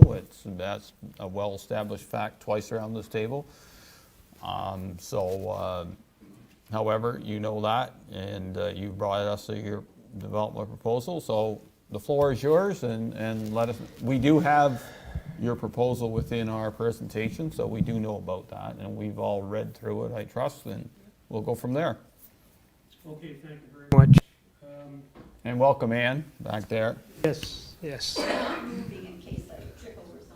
No, that's okay. You're still welcome here. And if he says something wrong, you just put your hand up, and I'll make sure you're recognized. Okay? Yes, Ann is with me just to make sure I do it right. So I've been given the task to make this presentation. I've been allotted only 10 minutes. So I'm going to quickly outline the main... We'll give you 15. That's okay. Okay. Everybody else has done more, but we did this night so to give a little extra time, and I think council appreciates that we've taken the time to do a committee of the whole for delegations, because 10 minutes is almost too long during our meetings. Where our meetings are jam-packed with business that we need to do. Not that this isn't, but we tend to concentrate on what we can concentrate on delegations Okay. tonight, and that's good, so. Well, that's- No problem going over, won't cut you off at 10 minutes, I will not. Okay, then I can go a little slower and perhaps a little more thoughtful. Yes, I would appreciate that. You've done a lot of work, and I think council wants to hear that work and make sure that they're comfortable where you're going. Okay, so I'm going to highlight the main points of both documents. I'm going to begin with the business plan and development proposal, and then I'm going to move on to the draft lease agreement.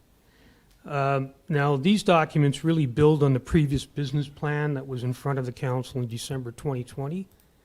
It gives a lot more depth, a lot more direction, and a lot more solid figures.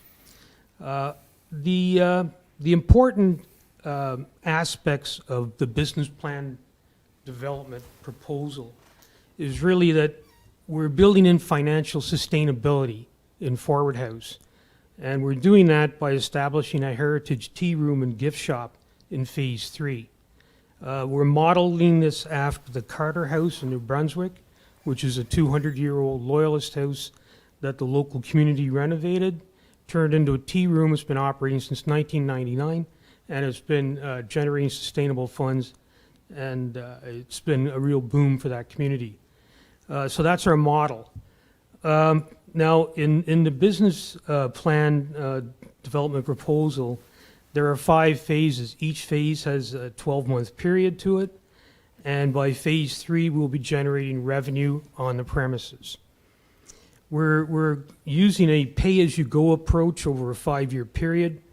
There's really 2 streams of activities at play here. We have a fundraising stream over 5 years with various partners, and concurrent to that, we have a work task renovation stream of work tasks that have to be done and funded as we go along. We think this is a very pragmatic approach. It lessens our dependence on grants and contributions, and it increases the actual raising of funds from the community itself of South Dundas. So the major sources of money, if you will, are pretty well split even. You have grants and contributions, of course, and then you have actual activities that you undertake to raise money in your community. In fact, the amount of money, if you look at the document, that we'll raise in activities is more than what we'll be looking for in grants. So when we're talking about grants, we're going to bring in a much more strategic approach to accessing grants. We're going to be more selective in where we go for money. We're going to be asking for much less money, and we're going to be bringing money to the table when we can. We're going to be working with mentor groups that have come forward. We've developed a very strong network, and these mentor groups are really nonprofit groups like us that have been very successful in obtaining grants at the provincial and federal levels. So we'll be working with them to ensure that we not only meet the criteria of that particular grant, but we meet the real core objectives of that specific grant. Bringing money to the table is important. Having a high level of community support is important. Having a significant number of partners involved rather, in whatever enterprise you're pursuing, that's important as well. Really, most governments and NGOs want to see their grant allocations spread out, used responsibly, and meeting their objectives. From 1982 to 1989, I managed 2 Canada Employment Centres in Western Canada. And at one time, they were called Canada Manpower Centres, so maybe you know them by that.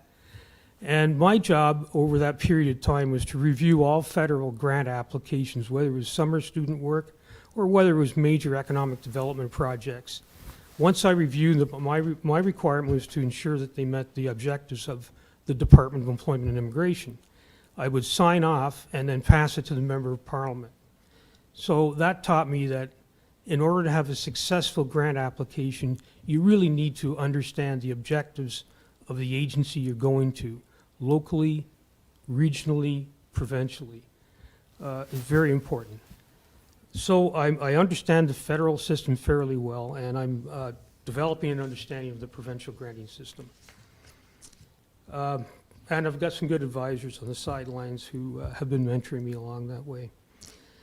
The other thing that the business plan and the proposal contain is more of a strategic approach to soliciting funds from corporations and benefactors who are based here in South Dundas. Many corporations have a budget for what is commonly termed corporate social responsibility. And that is a budget that generally goes to charitable organizations in their area. Most of the corporations have that type of budget allocation. Often not big dollars, but dollars that are readily accessible by approaching them at the beginning of the budgeting process when they're planning their budgets for the following year, and making them aware of what your particular project is, and asking them to incorporate that into their charitable budgeting if they can, or at least to consider you. The other thing that we've been looking at in this proposal is really the importance of and the value of donations that are services or goods in kind. So it don't necessarily have to be money. For instance, in our particular project with Forward House, Thompson's Timber Mart has offered to sell all building materials at tradesmen's prices. That can be a discount of anywhere from 2 to 10%, depending upon the product that you buy. In a project like ours, that 2 to 10% is significant dollars for us. It's a savings for us. So that's the type of thing where, although on its own it doesn't appear to be a major service or goods in kind, in reality it has dollar value. Another example of this is a corporation by the name of Brunzl, B-R-U-N-Z-L, Canada. It's a global company headquartered in the UK. It operates in 27 countries. It's one of the biggest suppliers of restaurant sanitation equipment and supplies. It's also one of the biggest suppliers of cleaning and hygiene services. So they have products and service. For example, the planes in the Canadian Army that fly back from the Middle East are sanitized. Brunzl will send a team into that plane and sanitize it. So their director of Eastern Canada has made a commitment to Forward House that they will totally sanitize the interior of that property. That's an important thing when we want to turn that into a tea room, that we have to meet the health and safety conditions of the Department of Health. So they've offered to do that for us at no cost to us. As well, they do sell supplies for restaurants and that. Our tea room will not have a full kitchen. It will have a servery. It will have the ability to make buns from scratch, make sandwiches from scratch, and to put them in an oven and cook them, and serve them with tea and coffee. And there will be, of course, ice cream for kids. So it's modeled after the Carter House, as mentioned, and that's the products that they supply. One thing I've noticed since I rejoined the society in September and have been working with Anne, I was handed the Forward House project, and I learned that there's a strong degree of community support for this project. People want to see this happen. We've got sponsors and contributors that literally came out of nowhere to help fund this.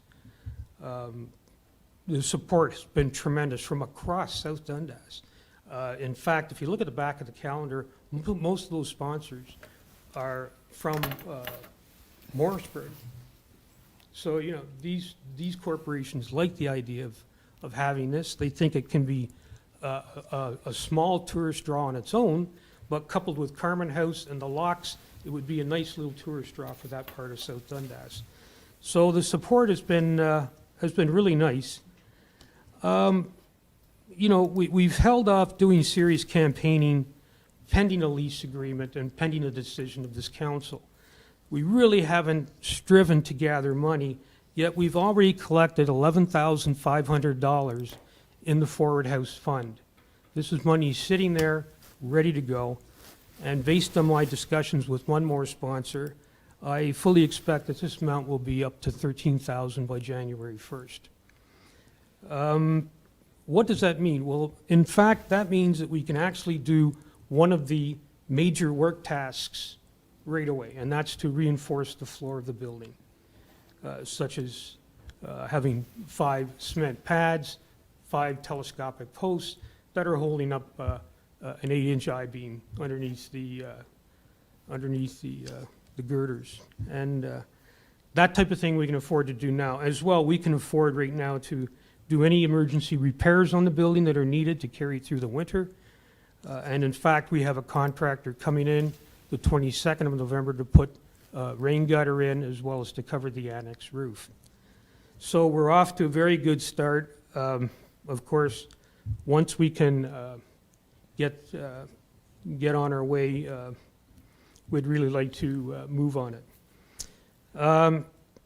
What have we done in the past few months? We've strengthened our society. We have a new vice president, that's me, and we have 2 new directors. We've increased our membership from 21 to 31. We have 10 very active members.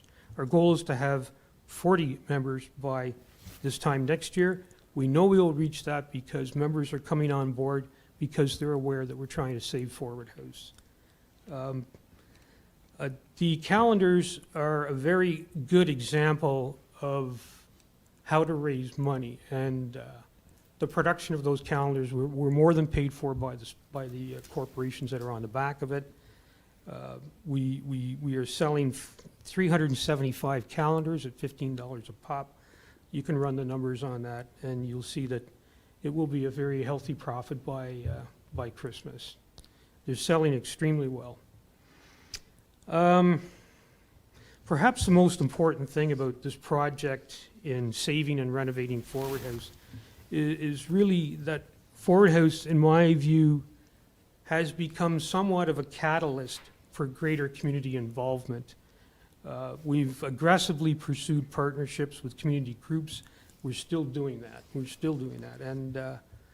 And we've got some good partnerships already. The Iroquois Royal Canadian Legion Lady Auxiliary just donated $1,500 to the Forward House Fund. The Masonic Lodge in Iroquois donated $2,500. So we've had positive discussions with the Iroquois Apple Festival. We had a booth there last year and got some members out of that, got some donations. And what we're looking at now for next year is a partnership with the committee, the festival committee, to sponsor a beer tent with a private beer company who we've already made tentative arrangements with. So this is the type of activity that's outlined in the appendix in front of you. It's, I believe, Appendix F is in Frank, fundraising. And it's partnerships that we're always looking for. We've got some tentative discussions going on now with a well-known music festival. We've had corporations that have come out of the blue and donated money directly to Forward House, such as Swank Construction and KBD Transportation. So we've been very busy in the last few months. As you know, we worked with the Iroquois Waterfront Committee in creating the historical plaques and in hosting the ribbon-cutting ceremony on October 24th. Since September, we had booths at the Iroquois Apple Festival, as well as the Williamsburg Harvest Fest. And we also attended the Battle of Chrysler's Farm Memorial on November 11th to lay a wreath. So that's pretty well my summary on the business plan and development proposal. I'd like to just make 4 main points on the draft lease proposal, lease agreement. And of course, this was in response to Mayor Byveld's request at the last presentation for us to table a draft lease agreement. There's 4 points on the agreement that I'd like to bring up. The first one is that many elements of the agreement reflect the lease agreement that is currently in effect between Lost Villages Historical Society and the Township of South Stormont. So what we have is a level of government similar to South Dundas that has an agreement with the Historical Society similar to ours. So a lot of the elements in that agreement are marbled throughout this draft agreement. The second point is the agreement really simplifies the renovation process. It allows us to negotiate the price with contractors where we want to maximize the bang for our buck. The second thing it does, it provides a high level of accountability. in this lease agreement. For example, our association will ensure that contractors comply with all requirements relative to construction. For example, liability insurance, workman's compensation, building code, fire code, permit acquisition, and Occupational Health and Safety Act requirements. We will ensure that this is done and that the renovation tasks are done in the proper manner. We will have this agreement calls for immediate reporting to South Dundas, to the municipality. By documenting and reporting on all activities taking place, we will have continuous updates. We will have scheduled monitor reports given to the municipal manager of facilities.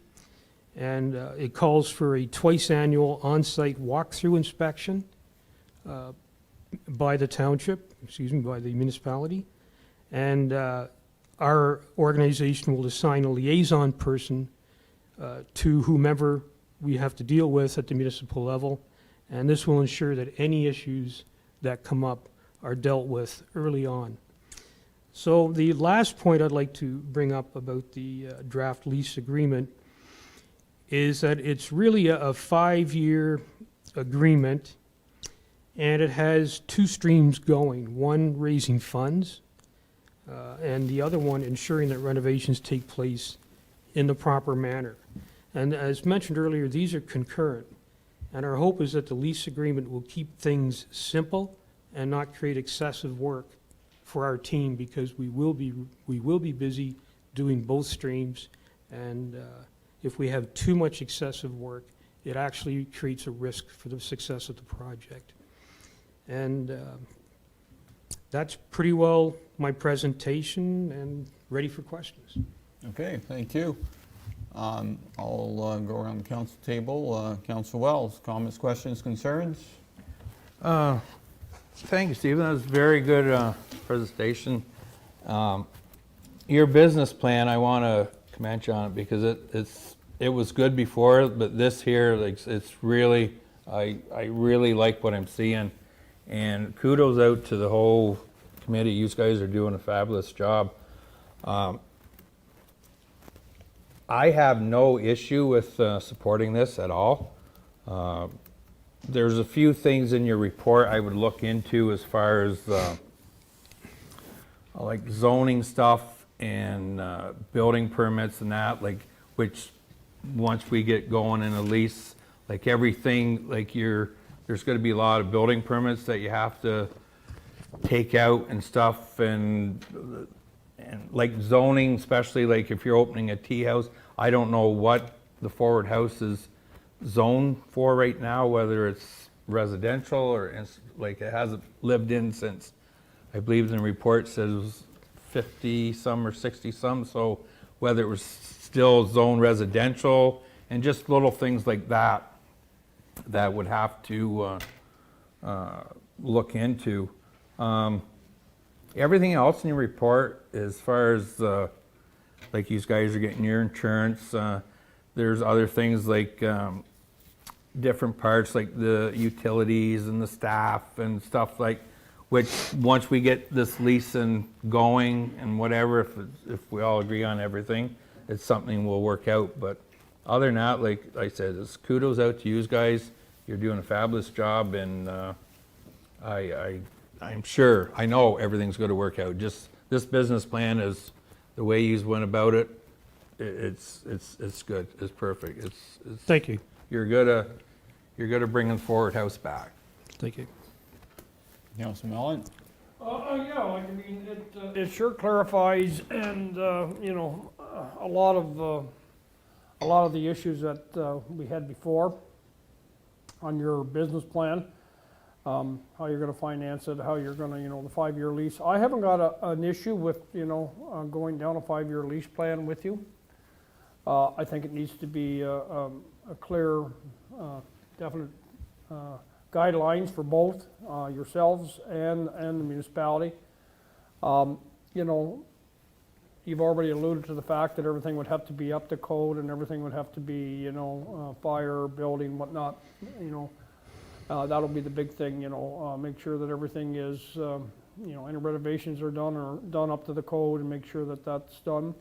And I do agree with you that, sometimes if you stamp a level of government onto something, costs go up. So I don't really see anything in here that, really raise a red flag, I guess, You mentioned that you're going to seal off the second floor, not use it. I don't know if there would be any work that needs to be done to make sure that it is safe as far as, the ceiling and structural wise, that would have to be addressed too. May I comment on that? Yep. Okay, we have had some contractors go up and look at it. I think we're going to have to insulate it. We're going to have to look at the issue of how sanitized it is. And again, Brunswick, Canada will come in and sanitize the complete interior of the building if required. So that's come up, but essentially that will be sealed off. It will be like anybody's attic. You cannot get at it unless you go through a trap door, and that'll strictly be for maintenance. As well, the basement will be sealed off. It will also have to be cleaned out. There's a lot of old wallpaper and Yeah. stuff that just got left there. Yeah. So before it got sealed, we have to get that out. Yeah, we'll have to clean it. Bear in mind, we haven't had the, I don't know how to say it, but we haven't had the entitlement to go in and do anything yet, except for the fact of making sure a dehumidifier is running in the basement. Yeah, because, as a, it's gonna be, in a municipal property at the end of the day, even after the, during and after the 5-year lease, and we know how we go forward from there, but I mean, we gotta make sure that all our I's are dotted and our T's are crossed, so, your business plan is there. I'm hoping you all the best, and you hope you can make her go, because, there's been a lot of work done so far, and, this has been dragging on for 2 or 3 years, 4 years, whatever it's been. 5 years? Oh goodness, how time flies when you're not having And fun. probably before that too. Yeah, It's been, it's one of those, So it is- what do we do with the forward house thing? Yeah, it's been an ongoing saga, to say the least. So, if we can get to a point that we can, see some light at the end of the tunnel, would be wonderful. Great, thank you. Councilor Lewis. I do like the business plan. It's most likely the best that I've seen for the Carmen House or the Forward House.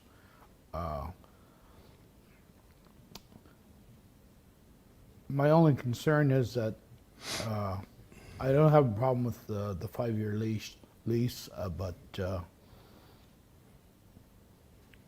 I like to see things get done. So what you propose for the first year, I hope that is done in the first year.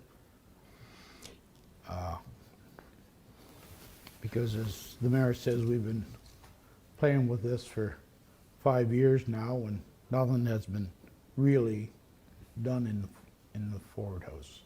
And I'm not blaming that on the committee. We'll get that straight right now, because we've had some curves in the road, we'll say. But I don't have an issue with this, and I think if everything works out the way that you have it planned,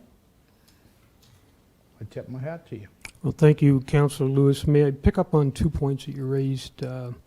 The Phase 1 work, as mentioned, we've got the resources now to pay for the structural support of the main floor. That can begin, as soon as we want it to begin. As well, if you look at the item, the roof for the annex, if you look at that item on page 23,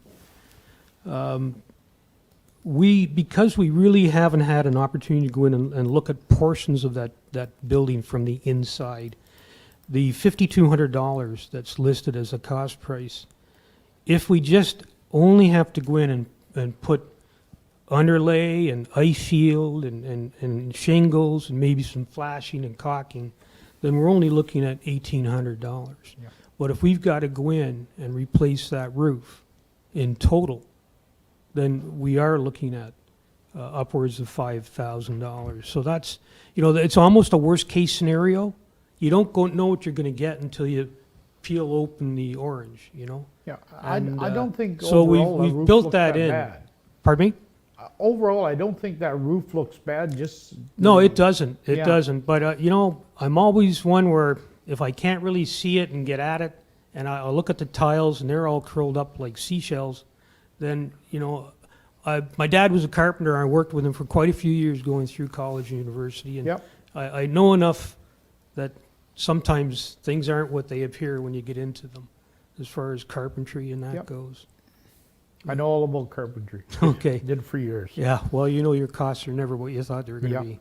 Yep. So that's why that type of thing is, but I'm pretty confident that our phase one tasks are going to get done in phase one. Okay. Thank you. Mayor? Can I just interject? Oh, I want to sorry. say that the committee worked really hard, the former committee, the Friends of Forward House, which we've disbanded, and now it's just a subcommittee of HSSD. But Stephen has brought to the table a level of expertise we did not have. We just did not have the knowledge of the building itself and how to fix it. So I think this will go much further. Good, good. Okay, thanks, Ann. Deputy Mayor Gardner. Thanks, Mayor. That's actually what I was going to say, Anne, that kudos to the initial group that took this on through a pandemic. And it's a level of frustration to keep that level of interest for so long. So I like the fact that you've pivoted and recognized a new direction. The proposal sounds great. I have supported this from the get-go, before I sat at this table, actually. I believe community groups, if they want to do the hard work of doing this, then have at it. The one thing I would comment on, though, is as you progress and grow as an organization, and the Forward House, if you want to call it a brand, progresses, it will be nice when it comes to the point where it stands on its own. You've got a lot of collaboration, having worked with historical groups for a very long time and involved in historical groups. They all have projects that they have to work on. So I'm hoping that the Forward House can have that community support, which it sounds like it does, and will eventually stand on its own as its own entity. Yeah, that's crucial. That's why the first thing we did was we said, let's build in financial sustainability. This place has got to carry itself. We're not going to go back to the government troughs forever and ever and ever. That's not the way to conduct business. So we looked at Carter House, which is an appendix in here. Yep. Now, they have 3 students, high school kids, dressed up in period costumes from 1810, which is what we're going to do. Yeah. And they hire them through the Summer Canada Student Program, which is a federal provincial cost sharing, which I'm very familiar with in my work life. And they carry themselves for 3 months on what they do. I've been to the place twice. Very busy, very brisk. In fact, they have an overflow area out on a deck. We're going to have an overflow area out on a patio eventually, probably in phase 4 at least. And what's interesting is they carry themselves, but when it's off season, they cater to special events like Queen Victoria Weekend Tea, Spooky Halloween event, things Christmas, pre-Christmas. That's where they make their money. They also have companies that come in and have company lunches, things of that nature, and they cater to this type of thing. What we're doing is we're building in financial sustainability, but we're ensuring that the community is taken care of. Here's a case in point. We're going to have a Mom and Tots program where Monday afternoon, Wednesday afternoon, and Friday afternoon, for 2 hours each afternoon, it's going to be open to mothers with young preschool children in the local area. They can come and meet, have a cup of tea, coffee. Their kids can have ice cream. We'll cater to them at cost prices because it's important. There's nowhere in Iroquois where that exists, okay? And we've got a lot of young mothers, a lot of preschool kids that would like to have a place where they can meet. That's only one example of the type of way we can not only have financial sustainability, but we can ensure that our community is served as well. And we've had a chess club that wants to come and make it their chess place to play chess. Well, we'll fit them as well. So you see where we're going with this. Yeah, and is- I is think community. I think that's fabulous. The other comment I have is in your report, you make reference a lot to the waterfront area down there, like the waterfront committee. Yes, we do. I would suggest to the municipality, because the waterfront committee is a committee of council, that the municipality would be the first thing. I also do want to say that our museum, the Carmen House, is also there. So as a historical society, hopefully that area grows for both those organizations. I'd hate to see one falter at the other. I'm protective in that sense. Like when you mention Christmas teas and spooky Halloween and all that stuff has been done years and years and years ago at the Carmen House. I know because I did the spooky Halloween.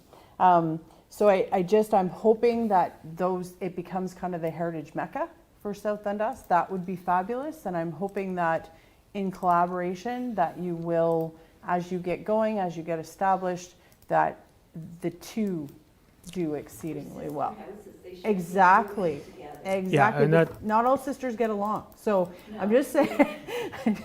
So that was my only thought as well, where the focus can be on the waterfront committee, but they're dealing, they've got the campground, and yes, they did do the heritage signs, but they've got the campground and all that fun stuff. I just don't want the Carmen House to be ignored. I think the groups that exist on the waterfront, the Yeah. waterfront committee, the airport, the lawn bowling, Carmen House, Forward House, we have to work together Yes. as a group as well. Absolutely. So that we're all going Yeah. in the same direction. Yeah, because I mean, my wish, and it's what I saw when I stood there and you had the very vocal put on the spot meeting for the potential candidates to sit at this table. What I did see is that area could be, and I saw the drawing with the pathway and that type of thing. That would be the hope, that one area does well, they all do well. So don't forget about the sister. Very near and dear to my Okay. I think that's a good point, and our intention is to fully work with Carmen House. That was always part of the game plan. We think it's not one solution in terms of historical value to that part of the area. It's a number that working together, and that's the Locks, Carmen House, Forward House. Anne is on the committee of Carmen House, I believe. Yeah. And we have 3 members that are on the IWC committee as well. So that helps us understand where everybody's going. Yeah, and I mention that because you've locked onto the Lost Villages. I've known Jim Brunel since I was in grade 5, so long time. The Lost Villages is very established, that added house by house at the time, and that's what they've done. That's why they're successful. They've created that area. It's not just one house or 2 houses, it's an area. So I wish you the best of luck. I know in agreements, I think this will be the second that we've signed in this council, and they all need to be fair. They all need to look fairly the same. So that's part of the process with this. But I've always wanted the best, and I wish you all the best, and thank you for your presentation. Well, I do thank you for your presentation, Stephen. I wish you a lot of success in there. I think knowing we had that was before your time, and Ann was there, and certainly the Friends of the Forward House at that time were in September of 2018, where we were going through an election phase, and we all committed to allowing a group of volunteers to see what the Forward House can be. We've all seen it as council members. We know that the challenges are not small. There's certainly some issues, and two engineers' reports have put it out, albeit, you can probably make things work a little better, all things considered. The lease agreement is something that will certainly have the CAO entertain. As Deputy Mayor Gardner alluded to, we already have a lease agreement with the Matilda Recreation Committee concerning the Brinston building that we have back there. So we need to have at least similar in scope. Not saying that yours is total not working. I did have a glance through it. It has a lot of really good points in it. But the template has been made, so we'll have to see how the both of them work together. And the CEO can certainly help you and work on that. And as Councillor Lewis has alluded to, and I'll have to say it, next year is an election year, and my deep hope is that you have enough work done by the middle of next year that people know this is not going to be an election issue, because it was last year. It certainly was our last time around, 2018. It was brought forward at that meeting. It was brought forward at the Iroquois Civic Center, all candidates meeting. So people were concerned. I know this council didn't want to put any dollars into the building because of the potential high cost. We certainly welcome you and your group to do what you can to resurrect that building. It's going to be work. I give you a lot of kudos. Work with our building staff and listen to them. Whatever they say is the rules, as you know. There's nothing that we as council can do. So between any allusion to zoning or zoning we can deal with, but not the code itself. You know that. Yeah, as soon as we can get that lease agreement signed up and worked on, I think this council is very willing to work with you, get it signed, then you can get going. Certainly work with the managers of facilities for access and drive on. There's no doubt about it. If there's a good community spirit to want to make that building work for the people of Iroquois, the people of South Dundas, then let's do it. So I take it that's a green light for us to proceed with a campaign and to get the work done, and in the meantime to work on a lease agreement? Yeah, we need to get that lease agreement settled, so at least then you know which way to go. Yeah. So I would caution you on that till we get that going, and we'll work as diligent as we can to get that, because you're right, without it, that working relationship between municipality and yourselves as a society are not forged, and we need to have that to make sure we're all on the same page. Yeah. One short-term issue we have to deal with is winterizing the property, making sure that it can stand the coming winter. It'll need heat. We're putting the rain gutter in, but we would like to be able to get in and clean the main floor physically, vacuum it, that type of thing. Is that a problem for us to do that? Okay, Shannon, any comments on that? I think We're committed to, we've committed to heating and dehumidifying. We've done that in the past, so I don't see any issue unless a member of council has an issue with that going forward, but. I would say, similar to the Matilda Rec, is that they weren't allowed in the building physically from a risk liability issue until the lease agreement was executed. Now that we have a draft already done for Matilda Recreation, what I can do is have this to you by the end of this week for your committee to review our lease agreement so that we can get it executed sooner than later. Well, I don't understand, because we've given you a draft agreement. Are you going to blend that with what you're talking about? So as council has alluded to, is we already have a draft lease agreement already drafted similar to Matilda. From us? Nope, the Matilda Recreation Committee. Okay, but now you've got one from us. Correct. And you're saying, are you saying that you're going to blend our draft agreement with your draft So agreement? what we'll do is we'll look at the current standard we have with our lease agreements, and if there's pieces that we want to add in from yours, we will add them in.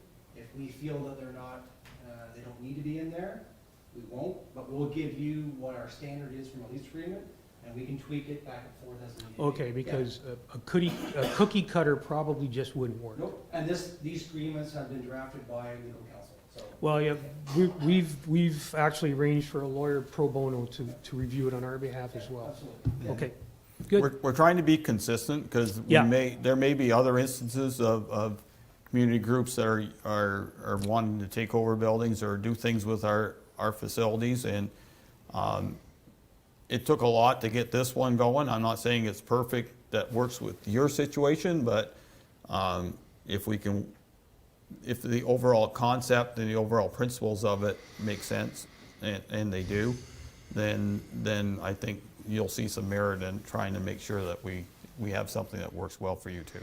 Do we have a time frame on that, Mayor Bellaville? Do we Well, know roughly So our how fir- long it takes? so right now, we have a meeting on Monday. It's not gonna make it for next Monday. That's just too fast, too much stuff.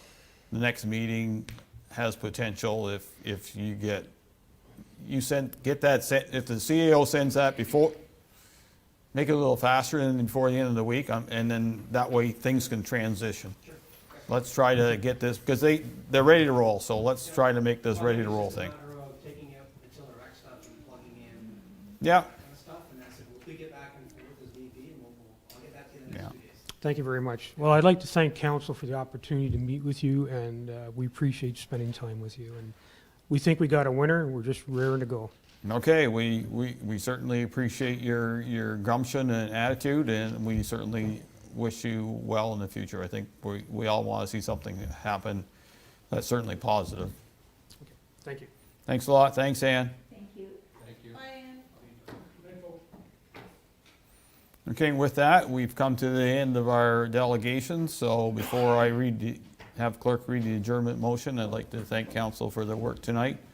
I'd like to thank staff, especially Rob Hunter, for working diligently on the awards and the ceremony, and Jeff Pops for emceeing it, and all the award winners. And I'd like to thank the audience for your virtual participation.